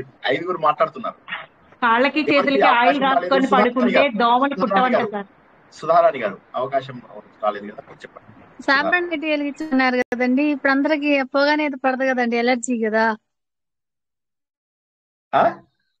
అందరికి పొగ కూడా పడదు కదండి, కాబట్టి బ్యాట్ తో కొట్టాయి. అప్పుడు ఏం చేస్తారు కూడా చచ్చిపోతాయి కదా సార్, ఏదైతే హింసే కదా. అంటే మీరేంటంటే మీరు వాటిని ఆ దగ్గరికి రాకుండా ముందే మీరు ఏం చేస్తారు, ఇల్లు 5 నుంచి 7 వరకు క్లోజ్ చేసి పెడతారు. క్లోజ్ చేస్తే ఇక రావు, తర్వాత రావు. వాటికి కూడా టైమింగ్స్ ఉంటాయి, ఆ టైమింగ్స్ లో అవి రాకుండా చూసుకోండి. ఇంటికి దోమ అయినా అవన్నీ మన క్లాస్ లో సంబంధం లేదు, మీకు ఉదాహరణ కోసం చెప్పాను. అది మీరు క్లాస్ లో దాని మీద డిస్కస్ చేయగలరు. అందరికి ఒక చిన్న సజెషన్ సార్, కాళ్ళకి చేతులకి ఆయిల్ రాసుకొని పడుకుంటే దోమలు మనల్ని కుట్టామంటారు సార్. అది కూడా ఒకటి పని చేయవు, జారి పడతారు సార్. సరే వద్దు, ఇప్పుడు ఆ టాపిక్ మనము ఆత్మతత్వంలోకి వద్దాము. సో అయితే ప్రాయశ్చిత్తం అంటే మనం చేసిన తప్పు తెలుసుకొని మళ్ళీ చేయకుండా ఉండటమే ప్రాయశ్చిత్తం కదా సార్. అవును, కానీ అది మనకి ప్రాయశ్చిత్త కర్మలు ఏవైతే ఉంటాయో అవి కర్మకాండలు ఎవరు చేయిస్తారు? మళ్ళీ ఏ బ్రాహ్మణుడు తీసుకొని ప్రాయశ్చిత్త కర్మలు చేయిస్తాడు. ఆయన అంటాడు సెల్ ఫోన్ లో చూసుకుంటూ ఎంతవరకు వచ్చింది చెయ్యండి, ముక్కు పట్టుకోండి అంటాడు. మీరు ముక్కు పట్టుకుంటారు. ముక్కు పట్టుకుంటే లాభం ఏమిటి? ముక్కు ఎందుకు పట్టుకుంటాం? ముక్కు ఎందుకు పట్టుకుంటాం? ప్రాణాయామం చేయడానికి పట్టుకుంటాం. వాడేమో ముక్కు పట్టుకోమన్నాడు, ఎవరు ఈ రోజుల్లో, నేను అందుకే అంటున్నాను, కర్మకాండల జోలికి వెళ్ళొద్దనే కదా. ఇప్పుడు ఇక్కడ ఏమంటున్నాడు, ఇవాటి శ్లోకం లోపల మనం ఏం తెలుసుకున్నాం? న జైనం న మీమాంస కాదేర్మతాం వా. మీమాంసం కాదు, మీమాంసాలు 2 రకాలు సార్. మాంసం కాదు ఇక్కడ. మీమాంసం అంటే 2 రకాలు, పూర్వ మీమాంస, ఉత్తర మీమాంస అని. సరే, ఆయన ఇక్కడ చెప్తున్నది ఉత్తర మీమాంస గురించి కాదు, పూర్వ మీమాంస గురించి. కర్మకాండాలు కాదు నేను, ఎందుకంటే కర్మకాండాలు నిన్ను దేవుడి దగ్గరికి ఎట్టి పరిస్థితుల్లో తీసుకెళ్లలేవు. నీ లోపల పరివర్తన వస్తే తప్ప తీసుకెళ్ళలేవు. కాబట్టి ప్రాయశ్చిత్త కర్మలు ఎవడో చేయిస్తే అవ్వదు, మనంతటా మనం ఫీల్ అవ్వాలి, అయ్యో ఎంత ఘోరంగా అయింది అని చెప్పేసి. ఇప్పుడు వీళ్ళున్నారు కదా, ఎవరు మన జర్మన్ లోపల హోలోకాస్ట్ జరిగినప్పుడు లక్షల మంది యూదులను చంపేశారు. జ్యూస్ అని అంటాం కదా, వాళ్ళని చంపేశారు. అత్యంత దారుణంగా చంపేశారు వాళ్ళని సెటిల్మెంట్ కాలనీలలో పెట్టి చంపేశారు, ఇక్కడ చంపేశారు, ఒకే ఇంట్లో పెట్టేసేసి అందరి మీద పొగ ఇది చేసి చంపేశారు.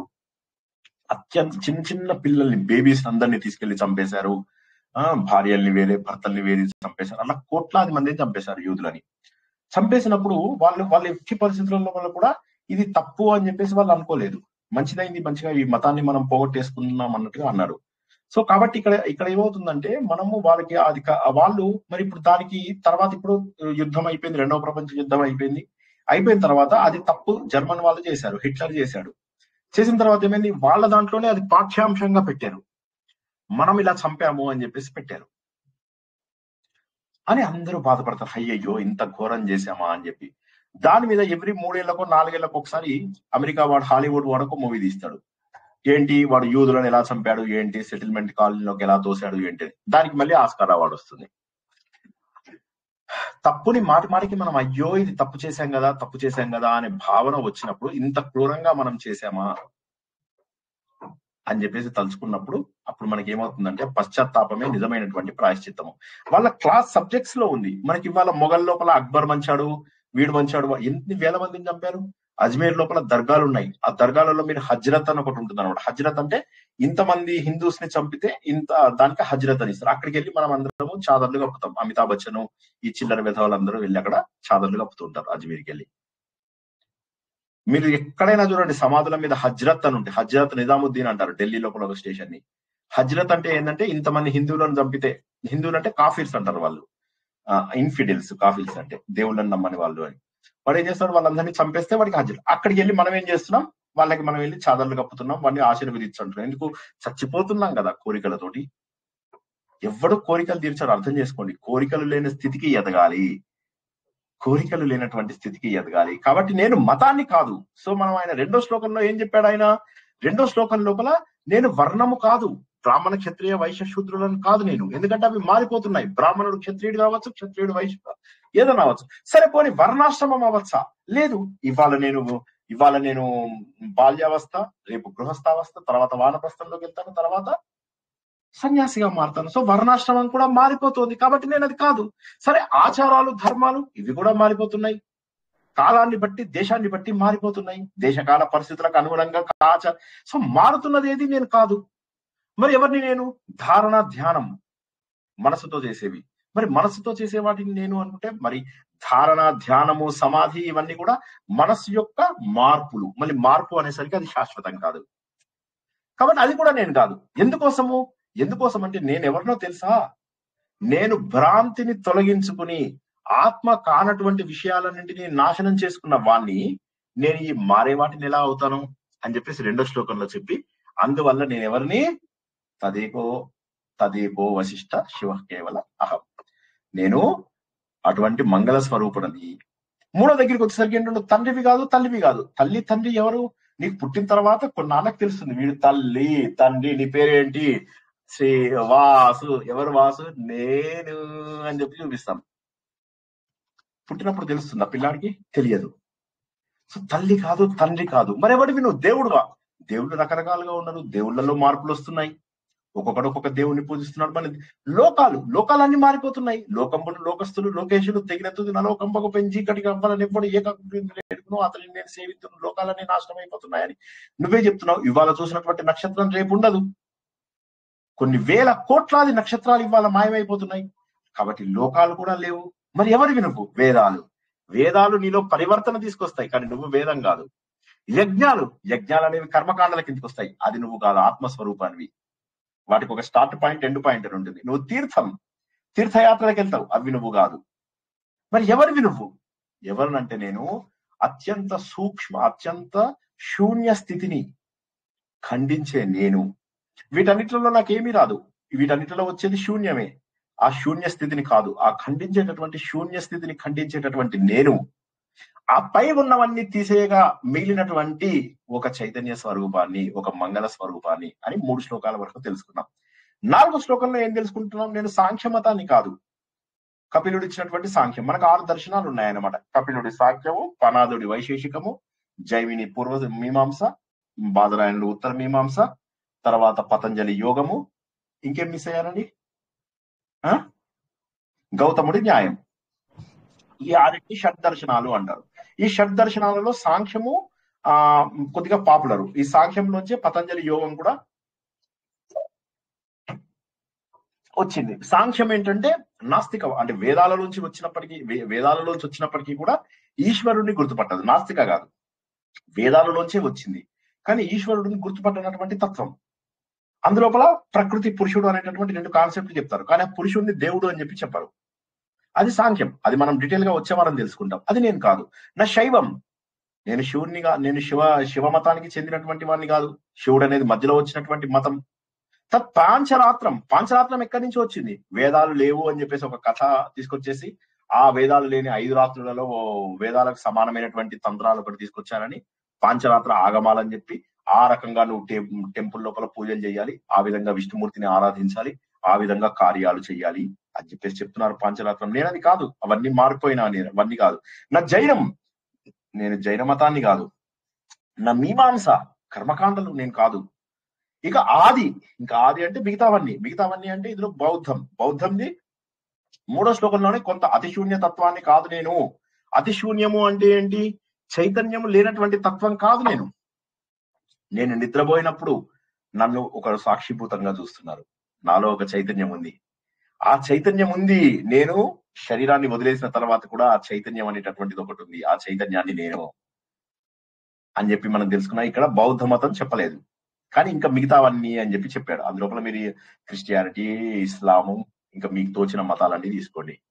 మరి ఎవరు నువ్వు అంటే విశిష్టమైనటువంటి అనుభూతితో మాత్రమే తెలుసుకోగలిగేటటువంటి, విశుద్ధమైనటువంటి, ఏ విధమైనటువంటి మలములు అంటనటువంటి, ఏ విధమైనటువంటి చెడు అంటనటువంటి ఆత్మతత్వమును నేను. కాబట్టి ఆ పైన ఉన్నటువంటి సాంఖ్య మతము, శైవ మతము, పాంచరాత్రము, జైనము, మీమాంస ఇవన్నీ కాదు నేను. అవన్నిటిని తొలగించేయగా, మతాలన్నీ తొలగించేయగా మిగిలినటువంటి శుద్ధ ఆత్మతత్వాన్ని, అదే నేను, ఆ మంగళకరమైనటువంటి రూపాన్ని నేను అని చెప్పి ఈ 4వ శ్లోకం లోపల, అంటే ప్రతి శ్లోకంలో ఒక్కొక్కటి నువ్వేవి కావు అని చెప్తూ, ఎందుకు నువ్వు అది కాదు అని చెప్తూ నువ్వెవరివో చెప్తున్నారు. ఈ 3 చెప్పండి పాయింట్స్. నేనేమన్నానో ఇప్పుడు ఎవరైనా చెప్పగలరా? నన్నే ఇంకోసారి చెప్పమంటారా? నేను ఎవరిని కాదు, నేను ఎందుకు ఎవరిని కాదు, నేను ఎవరిని. వండర్ఫుల్. ఇంకెవరన్నా చెప్పగలరా? ఎవరిని కాను అనేది ఒకటి, ఎందుకు కాను అనేది, నేను ఎవరిని అనేది ఒకటి. కరెక్ట్. ఇంకెవరన్నా చెప్పండి. నేను ఏది కాదు, నేను ఎవరిని, నేను ఎందుకు ఏది కాదు. మొత్తం 4 లైన్లు, మొత్తం 4 మాధవి.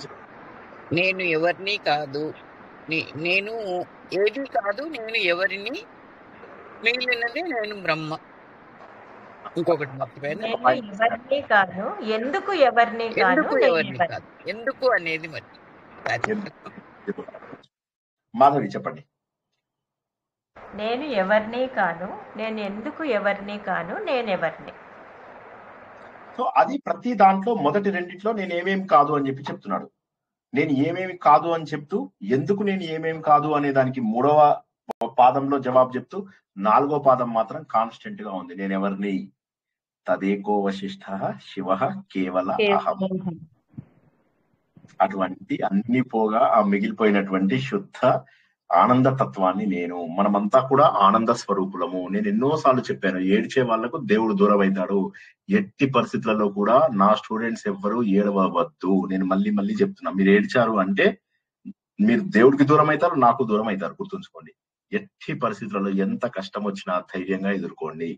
ఏడవద్దు. ఏడ్చే ప్రతి ఒక్కడు కూడా దేవుడికి దూరం అవుతాడు. బాధపడే ప్రతి ఒక్కడు కూడా దేవుడికి దూరం అవుతాడు.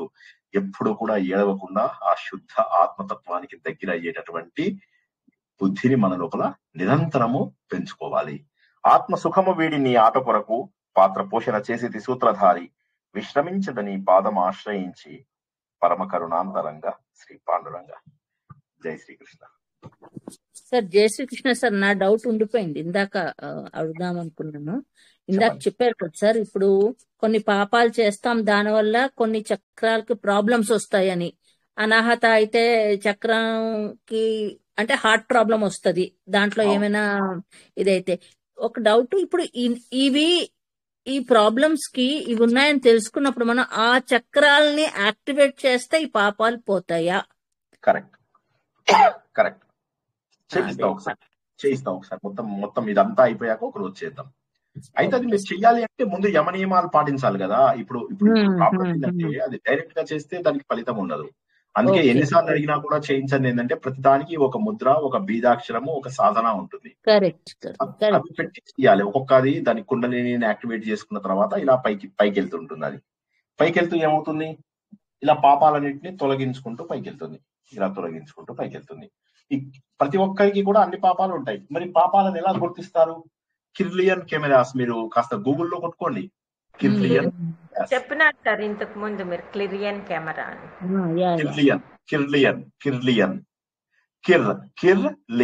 కిర్లియన్ కెమెరా అని చక్కగా తెలుగులో కొట్టుకోండి, మీకు వచ్చేస్తుంది. గూగుల్లో చక్కటి మీని ఏది వస్తుంది. ఆ కెమెరాలు ఏంటంటే యూరోప్ లోపల ఉపయోగిస్తారు. యూరోప్ లోపల దాన్ని హెల్త్ కు ఉపయోగిస్తారు. హెల్త్ కు ఉపయోగించి ఏం చేస్తారు, మామూలు ఇప్పుడు మనకు కనుక్కున్నటువంటి బ్యాక్టీరియాలు, వైరస్లు ఇవి ఏవైతే ఉన్నాయో కొన్ని మాత్రమే కనుక్కున్నారు. ఒక 40-50 కనుక్కున్నారు. కొన్ని కోట్ల కొద్ది బ్యాక్టీరియాలు ఉన్నాయి. సో కాబట్టి మన డాక్టర్లు అవి కనుక్కోవడం అసంభవం అన్నమాట. కనుక్కుంటారు over a period of time, definitely they will be able to do it. But at this point of time వాళ్ళ దగ్గర ఉన్నటువంటిది దే ఆర్ లిమిటెడ్ అదనమాట. సో కాబట్టి వాళ్ళ దగ్గర కొంత మాత్రమే జ్ఞానం. ఏంటమ్మా ఇంకో చిన్న డౌట్ దీనికి ఒక్క నిమిషం. సో అయితే అప్పుడు ఏమవుతుంది, కాబట్టి కొన్నాళ్ళ తర్వాత కనుక్కుంటారు. అందుకోసం అని చెప్పి ఏం చేస్తారంటే కిర్లియన్ కెమెరాస్ తోటి ఒక వ్యక్తికి ఫోటో తీస్తే అప్పుడు అతను మొత్తం నాడీ వ్యవస్థ ఈ పై వరకు అంతా వస్తుంది. ఎక్కడెక్కడైతే నల్ల ప్యాచ్లు ఉంటాయో, అంటే ఇప్పుడు మనకి ఎక్స్రే తీసినప్పుడు నల్ల ప్యాచ్ అక్కడ చూసి దాని మీద ఎక్కువ యాంటీబయాటిక్ ఇస్తారు, లేదా కోసి ఆ ఇన్ఫెక్షన్ ని బయటికి లాగేస్తారు అనమాట. అది యూరోప్ లోపల దాన్ని హెల్త్ కు ఉపయోగిస్తారు. సరే మన దగ్గర సార్ ఇప్పుడు బెంగళూరులో కూడా ఉంది సార్ అది కిర్లియన్ కెమెరాస్ ఉన్నాయా? అంటే అది ఏం పేరని తెలీదు. మొన్న మా వాళ్ళకి ఒకరికి ప్రాబ్లం ఉంటే అలానే చక్రాస్ది ఫోటో తీసి అది క్లీన్ చేస్తున్నారు అని. అంటే ఇప్పుడు చక్రాలు క్లీన్ అయితే మనకి ఇంకా పాపాలన్నీ పోయినట్టేనా సార్? అంటే కొంత యాంటీబయాటిక్ తీయడం ఎంత కష్టమో తెలుసా? సారీ ఈ బ్యాక్టీరియా తీయడం ఎంత కష్టం తెలుసా? ఎంత హెవీ యాంటీబయాటిక్ అలా ఏం చేయలేదు సార్. అదేమో యోగాసు అవి అది అలా చేయడం కష్టం. అది మోసం. నేను అంటున్నది దాని గురించి కాదండి, డాక్టర్స్ వాడేటటువంటి మెథడాలజీ గురించి చెప్తున్నాను నేను. మీరు వేరే వాళ్ళు వాడేదాన్ని మోసగిస్తారు, డబ్బులు తీసుకోకుండా ఫ్రీగా చేయమనండి, అప్పుడు ఆలోచిద్దాం. సో ఇది నేను చెప్తున్నది డాక్టర్స్ వాడే పద్ధతి గురించి చెప్తున్నాను. నేను చెప్పేది కేవలం యూరోప్ లో డాక్టర్స్ వాడే పద్ధతి గురించి కిర్లియన్ కెమెరాస్ చెప్తున్నాను. మీరు చెప్తున్నది ఏదైతే ఉందో, ఎవడో ఏదో చేయించి దాన్ని క్లీన్ చేయిస్తాడు అంటే చేయిస్తాను అంటాడు, అక్కడ మళ్ళీ డబ్బు తీసుకుంటాడు, వాడి దగ్గర కొన్నాళ్ళు ఉండాలి. ఇవన్నీ దాని గురించి నేను వాళ్ళు కూడా డాక్టర్సే అంట సార్. డాక్టర్స్ ఉండి డాక్టర్లే ఉండి దానికి సెపరేట్ బ్యాక్టీరియా తీసేసేటటువంటి ప్రొసీజర్స్ ఉంటాయి, ఇన్ఫెక్షన్ తీసేటటువంటి ప్రొసీజర్స్ ఉంటాయి. అన్ని ఇన్ఫెక్షన్స్ ఒక పట్టాన పోవు. ఒక్కొక్క ఇన్ఫెక్షన్ తగ్గడానికి నెలలు పడుతుంది. 2 నెలలు 3 నెలలు ఎన్ని నెలలైనా కూడా పట్టేటటువంటి అవకాశం ఉంది. ఎంతో కష్టము. ఇన్ఫెక్షన్ ని తీయడం అనేటటువంటిది చాలా కష్టమైనటువంటి ప్రొసీజర్.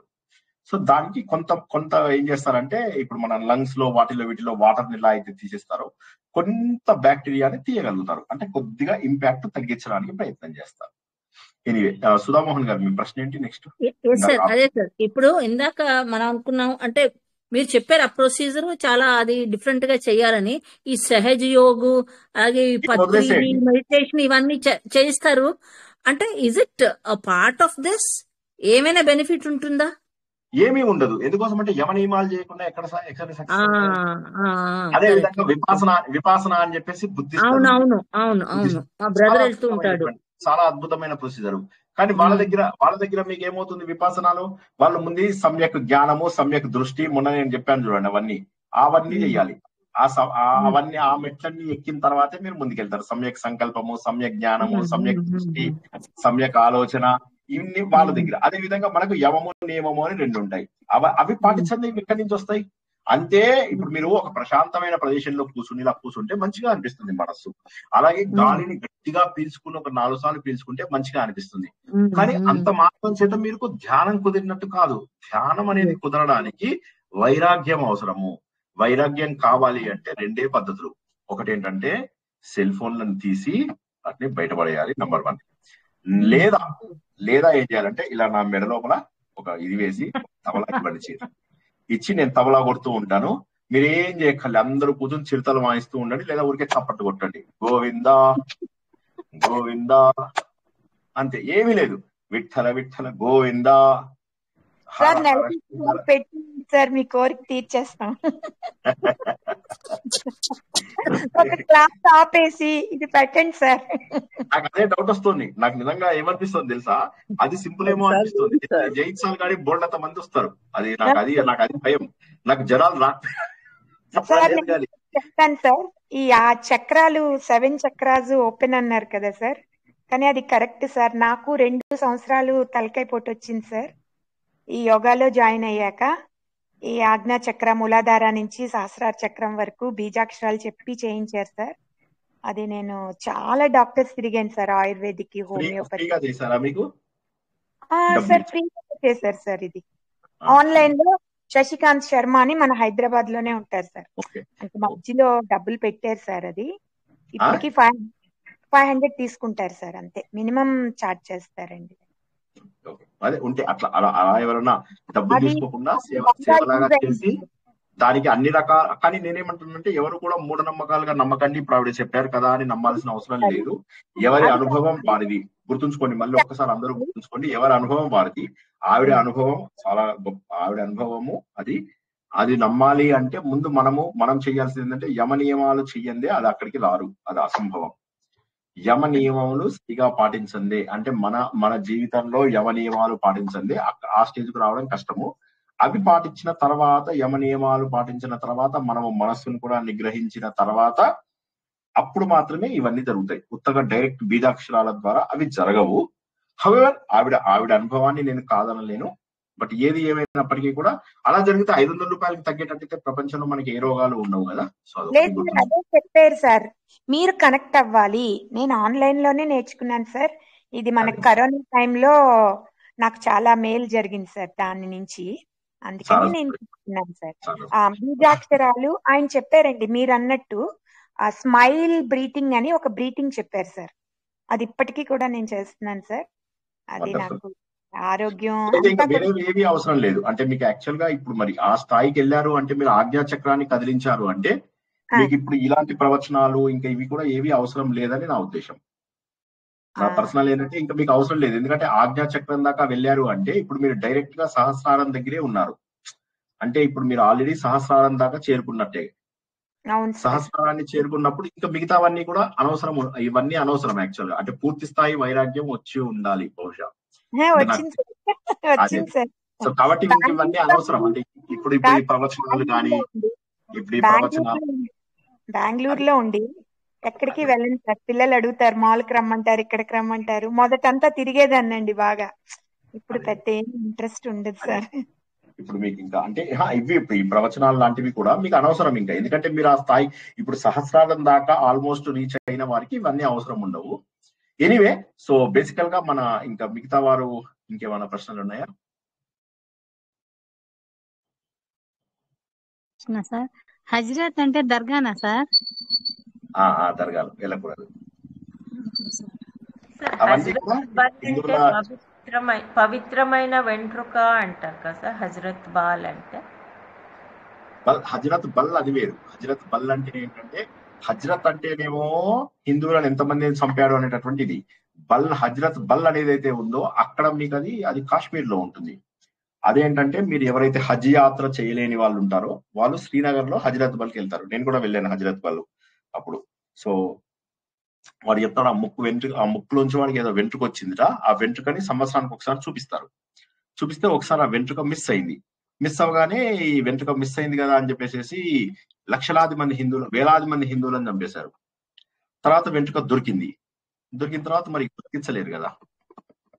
సో అది సార్ ఇంకొక ప్రశ్న సార్. ఇప్పుడు రీసెంట్ గా వింటున్నాను సార్, ఇప్పుడు మనం భగవద్గీత చదివినా సరే సహస్రారం ఓపెన్ అవుతుంది అని విన్నాను సార్. అదే అది ఓపెన్ అయినప్పుడు ఇంకా మనం ఇక్కడ ఇందులో ఉండము అని చెప్పి నేను అనేది. ఎందుకంటే మనకు ఆల్రెడీ ఒకసారి గనక కదలడం, మనకు చక్రం గనక కదలడం మొదలవుతే, చక్రం గనక కదలడం అంటే మనకు ఈ కుండలిని గనక నిజంగా జాగృతము అయినట్లయితే పాపములన్నీ గనక వెళ్ళిపోతాయి ఇంకా. ఎందుకంటే ఒకసారి ఒక చక్రం కదిలింది అంటే పాపములన్నీ కూడా వెళ్ళిపోతాయి. పాపాలన్నీ కడిగిపోయాయి అంటే మనకు భూమి తత్వంతో, నీటి తత్వంతో, అగ్ని తత్వంతో, వాయుతత్వంతో. ఇప్పుడు మీరు నిప్పులో చేయబెట్టారనుకోండి, ఇప్పుడు మీకేం కాకూడదు. ఇప్పుడు మీరు గ్యాస్ స్టవ్ లో చేయబెడితే మీకేం కాకూడదు. అప్పుడు మీకు మూలాధార, స్వాధిష్టాన, మణిపూరకం దాకా మీరు వచ్చినట్టు లెక్క. మీరు నీళ్ల మీద నడవగలుగుతున్నారు అనుకోండి, అప్పుడు మీ చక్రము స్వాధిష్టానం దాకా కదిలినట్టు లెక్క. సో అలాగా. సో అంటే అది సో అగ్గి మీద చేయి పెడతాం సార్, అది బాడీకి కాలుతుంది సార్. కాలినప్పుడు మనకి తెలియకూడదు మీకు అది. ఎందుకోసం? నాకు అదే విధంగా మీరు నీళ్ల మీద నడవాలి. అదే సార్ విధంగా మీరు భూమి కంటే కొద్ది ఎత్తులో ఎదగాలి. ఎందుకంటే భూమి మూలాధారం అంటే గణేష్ తత్వం ఉంటుంది. గణేష్ తత్వం లోపల ఆ గణేష్ తత్వంలో ఏమవుతుందంటే మనము భూమికి ఆకర్షణ శక్తి వెళ్ళిపోతుంది. మనకు వెళ్ళిపోయి మనం గాలిలో వెళ్ళడం అనేటటువంటిది సంభవిస్తూ ఉంటుంది. సో ఇవి జనరల్ గా వచ్చేటటువంటి బేసిక్ శక్తులు అన్నమాట. అంటే ఫండమెంటల్స్ ఇవి నేను చెప్తున్నది. దీనికంటే కూడా గొప్ప శక్తులు వస్తాయి. వీటితో పాటుగా అష్టసిద్ధులు అవి కూడా సంభవిస్తూ ఉంటాయి. అయితే ఆ బేసిక్ అవి ముందు వచ్చేస్తాయి, ఫస్ట్ అప్ వచ్చేస్తాయి. వచ్చిన తర్వాత మెల్లమెల్లగా మిగతా సిద్ధులన్నీ కూడా రాగలుగుతాయి అనమాట. అదే సార్, వంట చేసినప్పుడు కాలుతుంది సార్. నాకు తెలియదండి, తర్వాత చూసుకుంటాను సార్. అదే అదే అష్టసిద్ధులు అవి కూడా అనిమ గరిమ అవే కదండి సార్. అవి అవి అవి కూడా సాధన తాత్కాలికంగా ద్వారా సాధన ద్వారా వస్తాయి. సార్ సార్ రాధాకృష్ణ సార్, అది ఆజ్ఞాచక్రం కదిలితే మనకి కొన్ని తెలుస్తాయి కదా సార్. అది అంటే జ్ఞాననేత్రము ఆజ్ఞాచక్రం కదిలింది అంటే జ్ఞాననేత్రం. ఇక జ్ఞాననేత్రం కదిలిన వాళ్ళు మనతో ఉండరు. ఇప్పుడు జ్ఞాననేత్రం కదిలిన వారు మనతో ఉండరు. వాళ్ళకి జరిగేవి, జరగబోయేవి, జరిగినవి అన్ని కూడా తెలిసిపోతాయి. ఎందుకంటే అది ఓంకార తత్వం. అక్కడికి వచ్చేసరికి మీకు ఓం హం రం యం ఏదైతే ఉంటుందో, మీకు హం యం రం వం లం ఏవైతే ఉంటాయో అందులోపల మీరు ఓంకారం దాకా వచ్చేసినట్టు లెక్క అనమాట. ఓంకారం దాకా ఇక్కడ దాకా వచ్చింది అంటే మీకు తలకాయ నొప్పి తగ్గే స్టేజ్ దాకా వచ్చింది అంటే మీరు ఓంకార తత్వం అంటే భగవంతుడితో సమానం అయిపోయినటువంటి స్థాయికి మనం వచ్చినట్టు అనమాట. సో కాబట్టి అప్పుడు ఓంకారం వచ్చినప్పుడు ఇంకా ఈ మిగతా బీజాక్షరాలతోటి మనకు సంబంధం ఉండదు. ఎందుకంటే అన్ని బీజాక్షరాలకి కూడా అప్పుడు వాళ్ళు సర్వం అత్యంత తెలిసిన వాళ్ళు అవుతారు కదా సార్. సర్వం తెలిసిన వాళ్ళు అవుతారు. అంటే వాళ్ళకి ఇంకా ఏమీ ఉండదు. వాళ్ళకు భగవంతుడితో సమానమైనటువంటి స్థాయికి వెళ్ళగలుగుతారు. ఎందుకంటే మిగతా వాటి లోపల ఏమవుతుందంటే మనకు కేవలం పంచభూతాలతో మాత్రమే సంబంధం వెళ్ళిపోతుంది. కానీ ఎప్పుడైతే మనం ఆజ్ఞాతత్వాన్ని చేరుకుంటామో, ఆజ్ఞా చక్రాన్ని చేరుకున్నప్పుడు ఏమంటే పూర్తి స్థాయి మనకు ప్రకృతి చైతన్యంలో కలిసిపోతాం మనం. ఇక మనకేమీ సంబంధం ఉండదు. మన శరీరంతో గాని, ప్రపంచంతో గాని, మనుషులతో గాని, వస్తువులతో గాని దేంతో సంబంధం ఉండదు అనమాట. మనం ఇక్కడి నుంచి చూస్తే ట్రంప్ ఏమనుకుంటున్నాడో కూడా కనిపిస్తుంది. సో అట్లా అన్నమాట. ప్రపంచమంతా మనమే ఉంటాం కదా చైతన్యం. సో అది సార్ అలా వెళ్ళిన వాళ్ళు ఎవరైనా ఉన్నారా సార్? తెలియదు మనకి. సాధన చేసిన వాళ్ళు ఉంటారు కదా. సాధన ఆ స్టేజ్కి వెళ్ళిన వాళ్ళు ఉంటారు, ఖచ్చితంగా ఉంటారు. సార్ ఎందుకు మీకు చెప్తున్నారు కదా, మనకి కాలిన హిమాలయస్ లో వాటిలో అక్కడ సార్ ఒక విషయం మేము అడగొచ్చు అడగకూడదు సార్. అంటే ఈ రాజయోగం నేను ఒక మాట చెప్పాలా? ఒక మాట చెప్పనా? మనం ముందు ఫస్ట్ ఏంటంటే ధ్యానం చేయడానికి మనం అర్హులమా కాదా? ఒక్క నిమిషం. ధ్యానం చేయడానికి ముందు మనకు అర్హత ఉందా లేదా చూసుకోండి ఒకసారి. అందరూ ఎవరిని వారే ప్రశ్నించుకోండి. నేను యమ నియమములను దాటిన వాడినా లేదా? యమ నియమములను దాటేనా లేదా? ఎవరిది వాడు గుర్తుంచుకోండి. ఇంద్రియ నిగ్రహం నా లోపల ఉందా లేదా? నాకు కామ క్రోధ లోభ మోహ మద మాత్సర్యాలు పోయాయా లేదా? ఇవన్నీ అయిన తర్వాతనే ధారణ ధ్యానము కుదురుతాయి. మనము ఏవైతే మన గ్రూపులలో నేర్పించిన ఉన్నాయో వాటిని ధారణ అని చెప్పేసి అంటారు. ధారణ అంటే ఒక పాయింట్ ను పట్టుకుని మనస్సుని నిలుపుకునే ప్రయత్నంను ధారణ అంటారు. సో యమ నియమ ఆసన ప్రాణాయామ ప్రత్యాహారం అనే 5 మెట్లని దాటిన తర్వాతనే ధారణ ధ్యానము సమాధి అనే స్థాయిలోకి వెళ్తాము. ధారణ స్థాయి నుంచి మీకు మెల్లమెల్లగా కుండలిని ఇలా వెనక్కి తిరిగి అప్పుడు మీకు ఇచ్చినటువంటి బీజాక్షరాల ద్వారా కదలికలు తెలుస్తాయి. కదలికలు తెలిసి మీకు మూలాధారం దాటింది అనుకోండి, దాటగానే మీకు భూమి తత్వం ఎగిరిపోతుంది. స్వాధిష్టానం దాటారనుకోండి, మీకు నీటి తత్వం వెళ్ళిపోతుంది. మణిపూరకం దాటారనుకోండి, మీకు అప్పుడు అగ్నితత్వం తెలియదు. అలా మీరు ఇక్కడ దాకా వచ్చారనుకోండి, వాయుతత్వం తెలియదు, ఆకాశతత్వం తెలియదు. అలా మీరు పూర్తి స్థాయి ఇక్కడికి వచ్చేసరికి మీకు పూర్తిగా ఇక భగవంతుడితో సమానం అయిపోతారు అనమాట ఆజ్ఞా చక్రం దాకా. సో ఇది మనము తెలుసుకోవాలి అంటే ముందు యమ నియమాలు పాటించాలి. యమ నియమం అంటే ఎన్ని ఉన్నాయి మనకు? ఆ 10ని పాటించాలి. ఆ 10ని పాటించాలి అంటే సెల్ ఫోన్లతోటి వాటితోటి అది అయ్యే పని కాదు. సో కాబట్టి ఇదంతా కాదు, మనం తెలుసుకునేది ఏంటంటే ఆలోచన ద్వారా. ఇప్పుడు మనం ఉన్న మార్గం ఏంటంటే ఆలోచన మార్గం. ఏం జరుగుతుంది, ఎలా జరుగుతాయి ఇవన్నీ క్లీనింగ్? కర్మయోగం లోపల దేశ సేవ ఇవన్నీ చేయడం ద్వారా మెల్లమెల్లగా క్లీన్ అవుతాయి. దేశ సేవ, సాటి మనుషులకు సేవ, మంచి పనులు చేయడం ద్వారా ఇవన్నీ మెల్లమెల్లగా కలుగుతాయి. కర్మయోగం. భక్తి యోగం అన్ని భగవంతుడికి వదిలేసేసి ప్రపంచాన్ని మర్చిపోయి, పిల్లల మీద లేదు ప్రేమ, ఎవరి మీద లేదు, దేవుణ్ణి నేను పిల్లల కంటే ఎక్కువ ప్రేమిస్తాను, నాకు దేవుడు ఉంటే చాలు. అర్జునుడికి పిల్లలు చచ్చిపోతారు, అందరూ చచ్చిపోతారు, కానీ దేవుణ్ణి మనవాళ్ళు చచ్చిపోతారు, పిల్లలు చనిపోతారు, కానీ కృష్ణుని మాత్రం వదలరు. 5 కూడా కృష్ణుని వదలరు. అలా దేవుణ్ణి కనుక పట్టుకున్న వాళ్ళకి ఇది ఇలా కదులుతుంది. నెక్స్ట్ 3వ మార్గము రాజయోగం. రాజయోగం అంటే మెడిటేషన్ ద్వారా. ఈ మెడిటేషన్ లో ఏంటంటే యమ నియమాలు ఉంటాయి కాబట్టి కొద్దిగా కష్టం. అష్టాంగ నియమాల ద్వారా అత్యంత శక్తివంతంగా దీన్ని ఇలా తీసుకెళ్లొచ్చు. 4వది జ్ఞానయోగము. అంటే ఇది ఆలోచన ద్వారా వచ్చేటటువంటిది. ఇప్పుడు మనం నేర్చుకుంటున్నది ఈ ఆలోచన ద్వారా వచ్చేది. ఒకే ఒక్క రోజు ఆలోచన వస్తుంది, అంతే, పైకి వెళ్ళిపోతుంది. ఒకే ఒక్క రోజు సత్యం తెలిసేది ఒకే ఒక్క రోజు. గౌతమ బుద్ధుడికి ఎలా అయితే తెలిసిందో, మిగతా వాళ్ళందరికీ ఎలా అయితే తెలిసిందో ఒకే ఒక్క రోజులో. కానీ దానికి ఆలోచన కావాలి. కానీ ఆలోచన కావాలి అంటే ఈ ప్రకృతిలో ఉంటూ మనం మనుషులతో జనాలతో ఎన్లైటన్మెంటే ట్రూత్. మన హిందూ ధర్మం ఆధారపడింది అది కేవలం ట్రూత్ పైన. సత్యము తెలుసుకున్న తర్వాత బంధాలు ఆటోమేటిక్ గా వెళ్ళిపోతాయి, వైరాగ్యం ఆటోమేటిక్ గా వస్తుంది, ఓకే, వివేకం ఆటోమేటిక్ గా వస్తుంది. సత్యం తెలిసిన వాడికి ఇంకేముంది?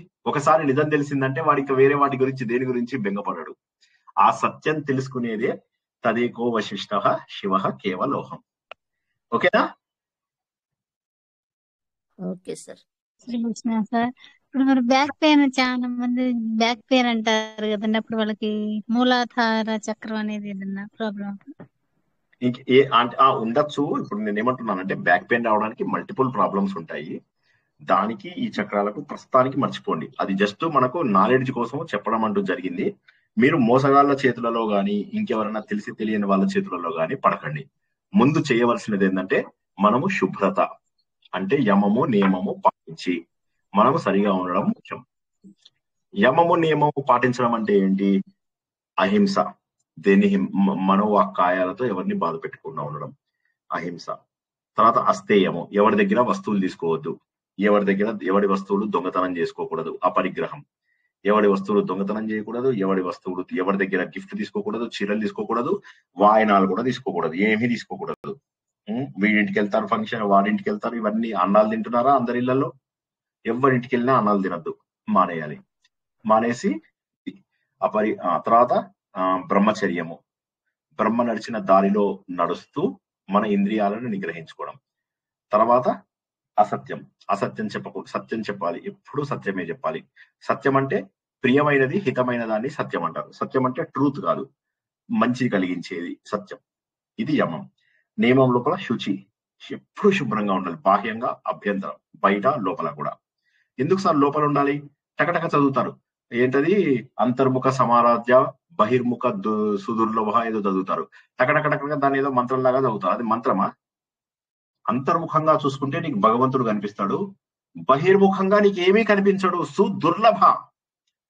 దుర్లభం కూడా సూపర్లేటివ్. అత్యంత కష్టము అత్యంత కష్టం అని చెప్తున్నాడు. కాబట్టి బయట చూసే ప్రపంచంతో మీరేమన్నా పొందుతాము అనుకుంటే అది మూర్ఖత్వం. అన్నిటికంటే పవర్ఫుల్ లలిత సహస్రనామం, అందులో కూడా ఏమంటాడు? అంతర్ముఖులు అవ్వాలి అని చెప్పేసి చెప్తున్నాడు. అంతర్ముఖులను చేసేది ఒక్క జ్ఞాన మార్గం మాత్రమే. తర్వాత నెక్స్ట్ మీకు యమ నియమాలలో శుచి. ఈ శుచి ఏదైతే బాహ్య అభ్యంతర శుచి అవ్వాలి. సంతోషం, ఎప్పుడు సంతోషంగా ఉండాలి, ఎట్టి పరిస్థితులలో బాధపడకూడదు. స్వాధ్యాయం, నిరంతరము చదువుకుంటూ ఉండాలి, ప్రవచనాలు వింటూ ఉండాలి, మంచి సత్సంగాలు చేస్తూ ఉండాలి. శుచి, స్వాధ్యాయం, సంతోషం. ఈశ్వర ప్రణిధానం అంటే భగవంతుడి పైన మనము. ఇంకోటి ఏం మర్చిపోయానండి? తపస్సు సార్. తపస్సు, పలకాలి సార్, సత్యం. సత్యం కాదు, తపన, తపించడం. తపస్సు స్వాధ్యాయం. తపస్సు తర్వాత ఈశ్వర ప్రణిధానం. తపస్సు అంటే భగవంతుడి కోసం అని చెప్పి తపించాలి, సత్యం కోసం అని చెప్పి తపించాలి. చివరిగా వచ్చినటువంటిది ఏంటంటే ఈశ్వర ప్రణిధానం, అంటే ఈశ్వరుడికి మనల్ని మనం పూర్తి స్థాయిలో అర్పించుకోగలిగేది. ఈ 10 వచ్చిన వారు మాత్రమే తర్వాత మెట్లకు ఎక్కగలుగుతారు, లేకపోతే ఎక్కలేరు. ఈ 10 నేర్పించకుండా ఏంటంటే మనకు జనరల్ గా ప్రాణాయామము తర్వాత ఆసనాలు నేర్పిస్తారు. ఇవి మంచివే, ఖచ్చితంగా మంచిదే ఆసనాలు, ఎందుకంటే అవి తర్వాత నెక్స్ట్ యమ నియమ ఆసన ప్రాణాయామ మంచివే. కానీ ఈ 2 నేర్చుకుంటున్నాం. ఇవి ఇందులో 10 వదిలేసి ఈ 2 నేర్చుకుంటున్నాం. నెక్స్ట్ ప్రత్యాహారం లోపల ఇంద్రియ విషయాలను వదిలేయడం, బయట విషయాలన్నింటినీ కూడా వదిలేయడం. ఇవి వదిలేసినప్పుడు ఈ 5 ప్రిపరేటరీ స్టెప్స్ అంటారు. ఈ 5 సాధించగలిగినప్పుడు మాత్రమే ధారణ, ధ్యానం, సమాధి. ఇక్కడ మీకు సార్ 5ది ఏంటి సార్? యమ నియమ ఆసన ఆసన ప్రాణాయామ ప్రత్యాహార అంటే సార్ బయట విషయాల గురించి అసలు పట్టించుకోకుండా ఉండడం, పూర్తిగా విషయ పరిత్యాగం చేయడం. సో అది అలాగా మనం బయట విషయాల గురించి ఆలోచించకుండా మన ఇంద్రియాలకు బయట విషయాలకు సంబంధం లేకుండా తెంపుకుంటూ అన్ని రకాల భవబంధాలను తెంపుకుంటూ ఉన్నప్పుడు మాత్రమే ఏకాగ్రత కుదురుతుంది. ఆ ఏకాగ్రత కుదరడాన్ని ధారణ అంటారు. ధారణ అంటే ఏంటి? కాన్సన్ట్రేషన్ ఇంగ్లీష్ లోపల. నెక్స్ట్ స్టెప్ ని ధ్యానము అంటారు. ధ్యానముని ఇంగ్లీష్ లోపల మెడిటేషన్ అంటారు. తర్వాత స్టెప్ సమాధి. ఈ మళ్ళీ సమాధిలో నిర్వికల్ప సమాధి, సవికల్ప సమాధి, నిర్వికల్ప సమాధి అని 2 ఉంటాయి. సవికల్ప సమాధి అంటే తురీయ స్థితి, నిర్వికల్ప సమాధి అంటే తురీయాతీత స్థితి. ఈ రోజు సిలబస్ లో లేనివి చాలా విషయాలు నాతో మాట్లాడించారు. సో జై శ్రీకృష్ణ. ఇంకేమన్నా ఇవాల్టి పాఠానికి సంబంధించినవి ఏమన్నా ఉంటే అడగండి.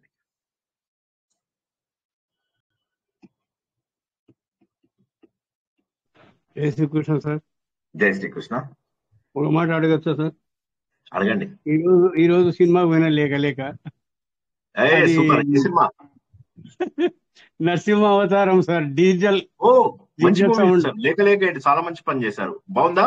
కానీ ఫస్ట్ కొంచెం నచ్చలే అది. అయ్యో, అది కామాన్ని గురించి మాట్లాడినాడు.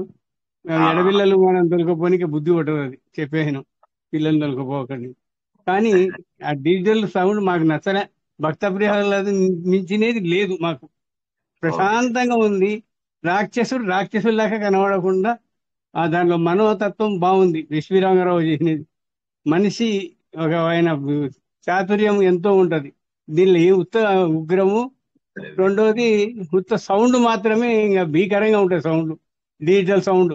ఇంకా నాకు మా వయసు వాళ్ళకి సరిపోదు అది. మాకు వచ్చేదానికి ఎందుకు పోయినా అనిపించింది అసలు కాకరు. అదే మన రాముని తీసినారు కదా ఈయన, అది కూడా డీజిల్. బ్రహ్మానందం ఉంటాడు, అది కూడా వేస్తే. జై శ్రీకృష్ణ సార్. మేమైతే ప్రెసిడెంట్ గారి పెళ్ళమేనండి లాస్ట్ సినిమా చూసింది. సీరియల్ నాగార్జున మీనాది ప్రెసిడెంట్ పెళ్ళమాదా లేక తర్వాత లాస్ట్ సినిమా మాది. నాదైతే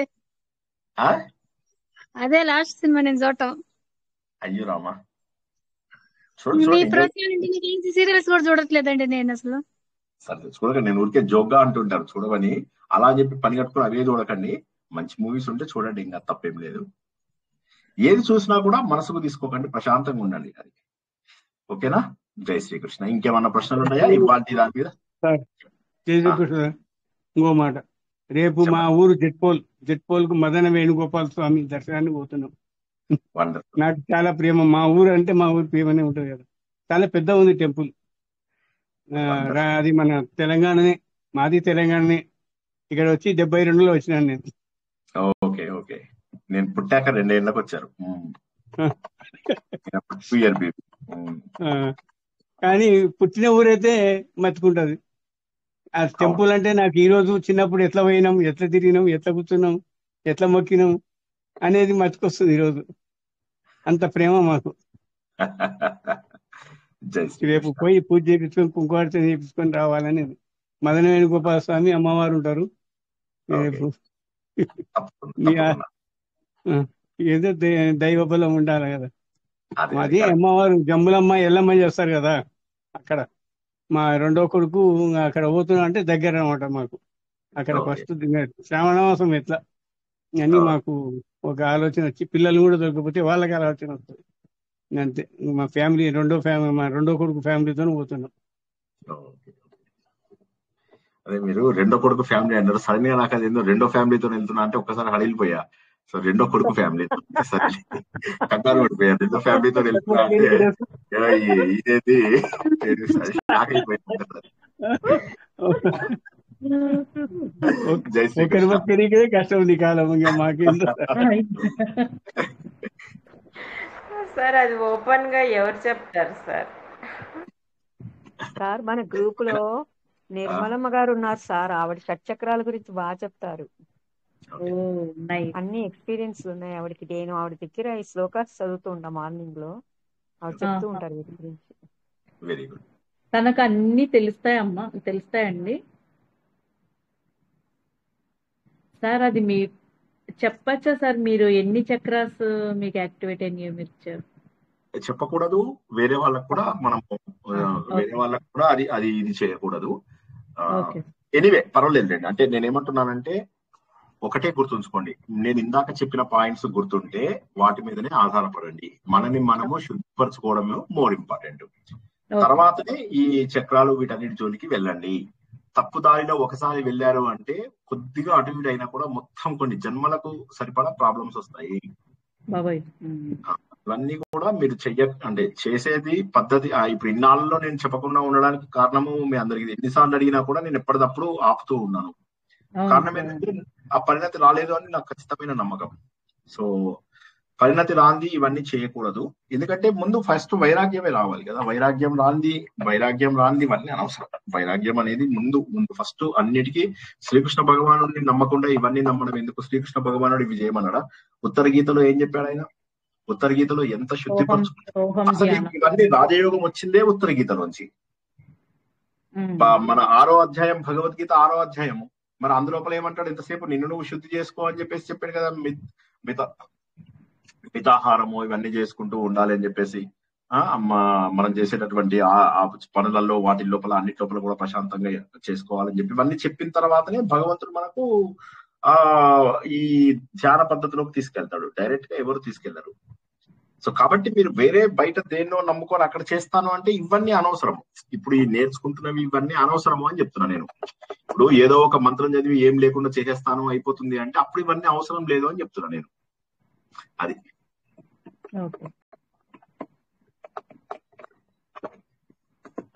ఎక్కడికి వెళ్ళలేదు సార్, ఇంట్లోనే ఏదైనా చేస్తే ఇంట్లోనే మీ చేసేది ఏం చేస్తానంటే మనసుని శుభ్రపరచుకోవడము. యమనియమ ఆసనాలు దాంట్లో చెప్పినవన్నీ ఫాలో అవ్వాలి. అది అందులో వచ్చిన వైరాగ్యం మనకు వచ్చిందా? మనం ఇంట్లో ఇంకా ఏం రాలేదు. స్వీట్ చూస్తేనే కొన్ని రకాల నచ్చినవి చూస్తేనే తినాలి. ఇంద్రియ నిగ్రహం కూడా రాలేదు సార్. ఇంకా మరి ఇంద్రియ నిగ్రహం కూడా ఉండాలి. అది రాదు. మన డబ్బు వస్తువులు కొనుక్కునేవి వాటి మీద ప్రేమ తగ్గలేదు. అలా అవి కానప్పుడు ఇది జరగదు అని చెప్తున్నా నేను. అంటే ఎంత నిర్వికారంగా ఉండాలంటే మీరు 100 ఫంక్షన్స్ మానేసి చూడండి. 100 ఫంక్షన్స్ కనీసం ఒక 5-6 ఏళ్ల పాటు ఎవరి ఇళ్లలో ఫంక్షన్స్ కి వెళ్లకుండా మీరు నిగ్రహించుకోండి మిమ్మల్ని మీరు. అది మీకు అప్పుడు అది అలవాటు అయిందంటే మీరు అప్పుడు ఇది చేయొచ్చు. ఎంతసేపు కూడా అవన్నీ పిల్లల మ్యారేజ్ కూడా ఎవరిని పిలవకుండానే చేయొచ్చా సార్? చేయమంటారు అలానే? మా పిల్లల మ్యారేజెస్ కూడా ఎవరిని పిలవకుండానే మా 2 ఫ్యామిలీస్ వరకు అలాగే. ఎందుకంటే ఇప్పుడు ఒక దగ్గర ఆగదు అది. అంటే ఇప్పుడు ఇది మన ప్రవచనానికి సంబంధం లేకపోయినా క్లుప్తంగా చెప్పి ఏదైనా కూడా అక్కడ ఆగదు. పిల్లలకు పెళ్లి తర్వాత మళ్ళీ మన వాళ్ళు ఇప్పుడు ఎంతమందిని చూడట్లేదు. గురుగాంలో ఉంది కదా సార్ రాధాకృష్ణ గ్రూప్ వాళ్ళు కూడా అంతే. ఎవరిని పిలవటానికి ఎక్కువ మందిని ఎంత కోటీశ్వర్లైనా కూడా 100 మంది కంటే ఎక్కువ పిలవకూడదు సార్. వాళ్ళకి ఒక రూల్ ఉంది. సో అయితే ఏదైనా నేనేమంటున్నానంటే మనం పిల్లలకు పెళ్లి చేస్తాం. తర్వాత ఏమవుతుంది? కూతుర్ని ప్రెగ్నెంట్ అయిన తర్వాత ఇంటికి తీసుకురావాలి. అయిన తర్వాత ఏం చేయాలి? మళ్ళీ మనవళ్ళని చూసుకోవాలి. తర్వాత మనవరాళ్ళని చూసుకోవాలి. మళ్ళీ రెండవ గృహస్థాశ్రమం. దాంట్లోనే కొట్టుకుంటూ వెళ్ళొద్దు సార్. దాంట్లోనే కొట్టుకుంటూ వెళ్తారు. ఇప్పుడు ఏంటంటే పిల్లలని వాళ్ళ స్థాయికి వాళ్ళ కాళ్ళ మీద వాళ్ళు నిలబడేదాకా చేసి వదిలేయడమే. ఇప్పుడు పక్షులు ఏం చేస్తాయి? పక్షులు రెక్కలు వచ్చిన తర్వాత వెళ్ళిపోతాయి తల్లిదండ్రులు వదిలేసి. మనం ఏం చేస్తున్నాం? గట్టిగా పట్టుకొని ఉంచుతున్నాం. పిల్లల పైన ఆధారపడుతున్నాం. 60 ఏళ్ళు రాని, 70 ఏళ్ళు రాని, 80 ఏళ్ళు రాని పిల్లలను పట్టుకొని వాళ్ళ వెనకాల తిరుగుతున్నాం. అప్పుడు మనకి ఎక్కడి నుంచి నిర్వాణం వస్తుంది? సరే సార్ ఎంత వస్తే అంత వచ్చింది, వచ్చే జన్మల మిగతాది చూసుకుందాము అంటే వచ్చే జన్మ ఏ కుక్క జన్మలో వస్తే ఏం చేస్తాం? ఇప్పుడు మనకు ఉన్నటువంటి పుణ్యంలో కొంత పుణ్యము ఈ జన్మలో రావడం వల్ల మానవ జన్మ వచ్చింది. వచ్చే జన్మలో మానవ జన్మ గ్యారంటీ లేదు కదా.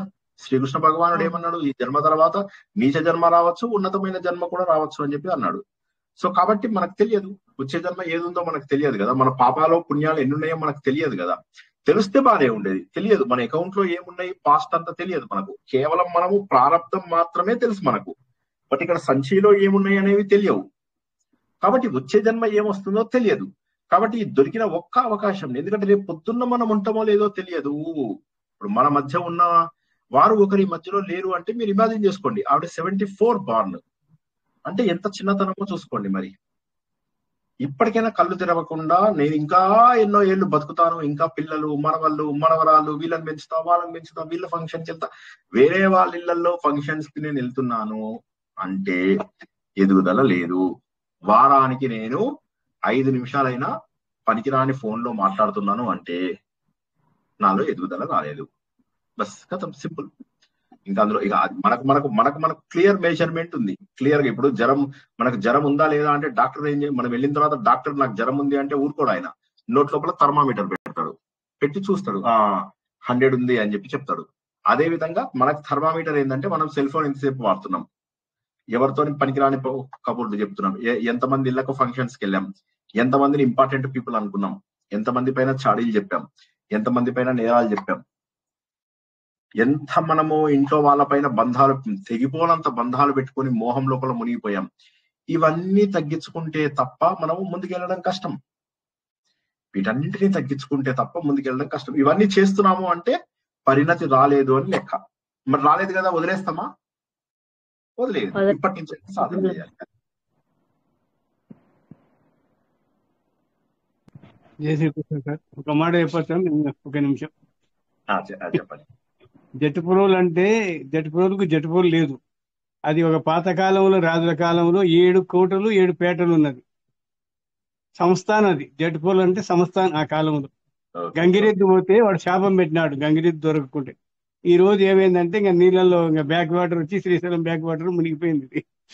అది ఆ టెంపుల్ ఎట్లా ఉంటే అట్లే కట్టినారు, నంబర్ వేసి. కింద ఉన్న పెద్ద టెంపుల్ అది, మన కంచి కామాక్షి అట్లా ఉన్న టెంపుల్ మాదిరి ఉంది మా ఊరు. అది కొల్లాపూర్ తాలూకాకు దగ్గర. కొల్లాపూర్ తాలూకాని సంబంధం. కొల్లాపూర్ జిల్లా ఏందో ఏమో తెలియదు. అది మా ప్రత్యేకత. ఆ ఊరు అనేది మాకు మా వారు చెప్పింది. ఆ స్వామి పేరు నాకు పెట్టినారు అప్పుడు. వండర్ఫుల్. ఎనీవే, అందరికీ కూడా రేపు మళ్ళీ మీ అందరి ఫేవరెట్ భజగోవిందం. మరి మోహం ఉంది, మరి ఏం చేయాలి అంటే దాన్ని మళ్ళీ బ్రేక్ చేసుకోవాలి. అది ఎలా బ్రేక్ చేసుకోవాలి అనేది మనం మొదటి 12 శ్లోకాలని తెలుసుకున్నాము. ఇప్పుడు తర్వాత చతుర్దశ మంజరికా స్తోత్రంని రేపు ప్రారంభించుకుందాం. అందరి లోపల కూడా ఆలోచన రావాలని, ఆలోచన ద్వారా మాత్రమే మన లోపల పరిణతి వస్తుందని, మూఢనమ్మకాలతోటి ఏ కష్టము లేకుండా సులభంగా దొరికేటటువంటి విషయాలు ఎప్పటికీ మనలో పరిణతిని తీసుకురాలేవు. యమనియమ ఆసన ప్రాణాయామ ప్రత్యాహారాలు మనం నిజంగా నిజ జీవితంలో పాటిస్తున్నామా లేదా, సరైనటువంటి వైరాగ్యం వచ్చిందా లేదా, ఇవి మనకు కొలమానాలు. వాటన్నింటినీ కూడా సాధిస్తూ ఆలోచన ద్వారా మనలో ఉన్న భగవంతుడిని తెలుసుకుంటామని ఆశిస్తూ ఈ రోజు ప్రవచనాన్ని ఇక్కడికి ముగించుకుందాం. పునర్దర్శనం రేపు రాత్రి 9 గంటలకు మోహం ముద్గరం అనే భజగోవిందం ద్వారా. జై శ్రీకృష్ణ. అందరికీ శుభం భూయాత్. శుభరాత్రి. జై శ్రీకృష్ణ. కృష్ణ సార్.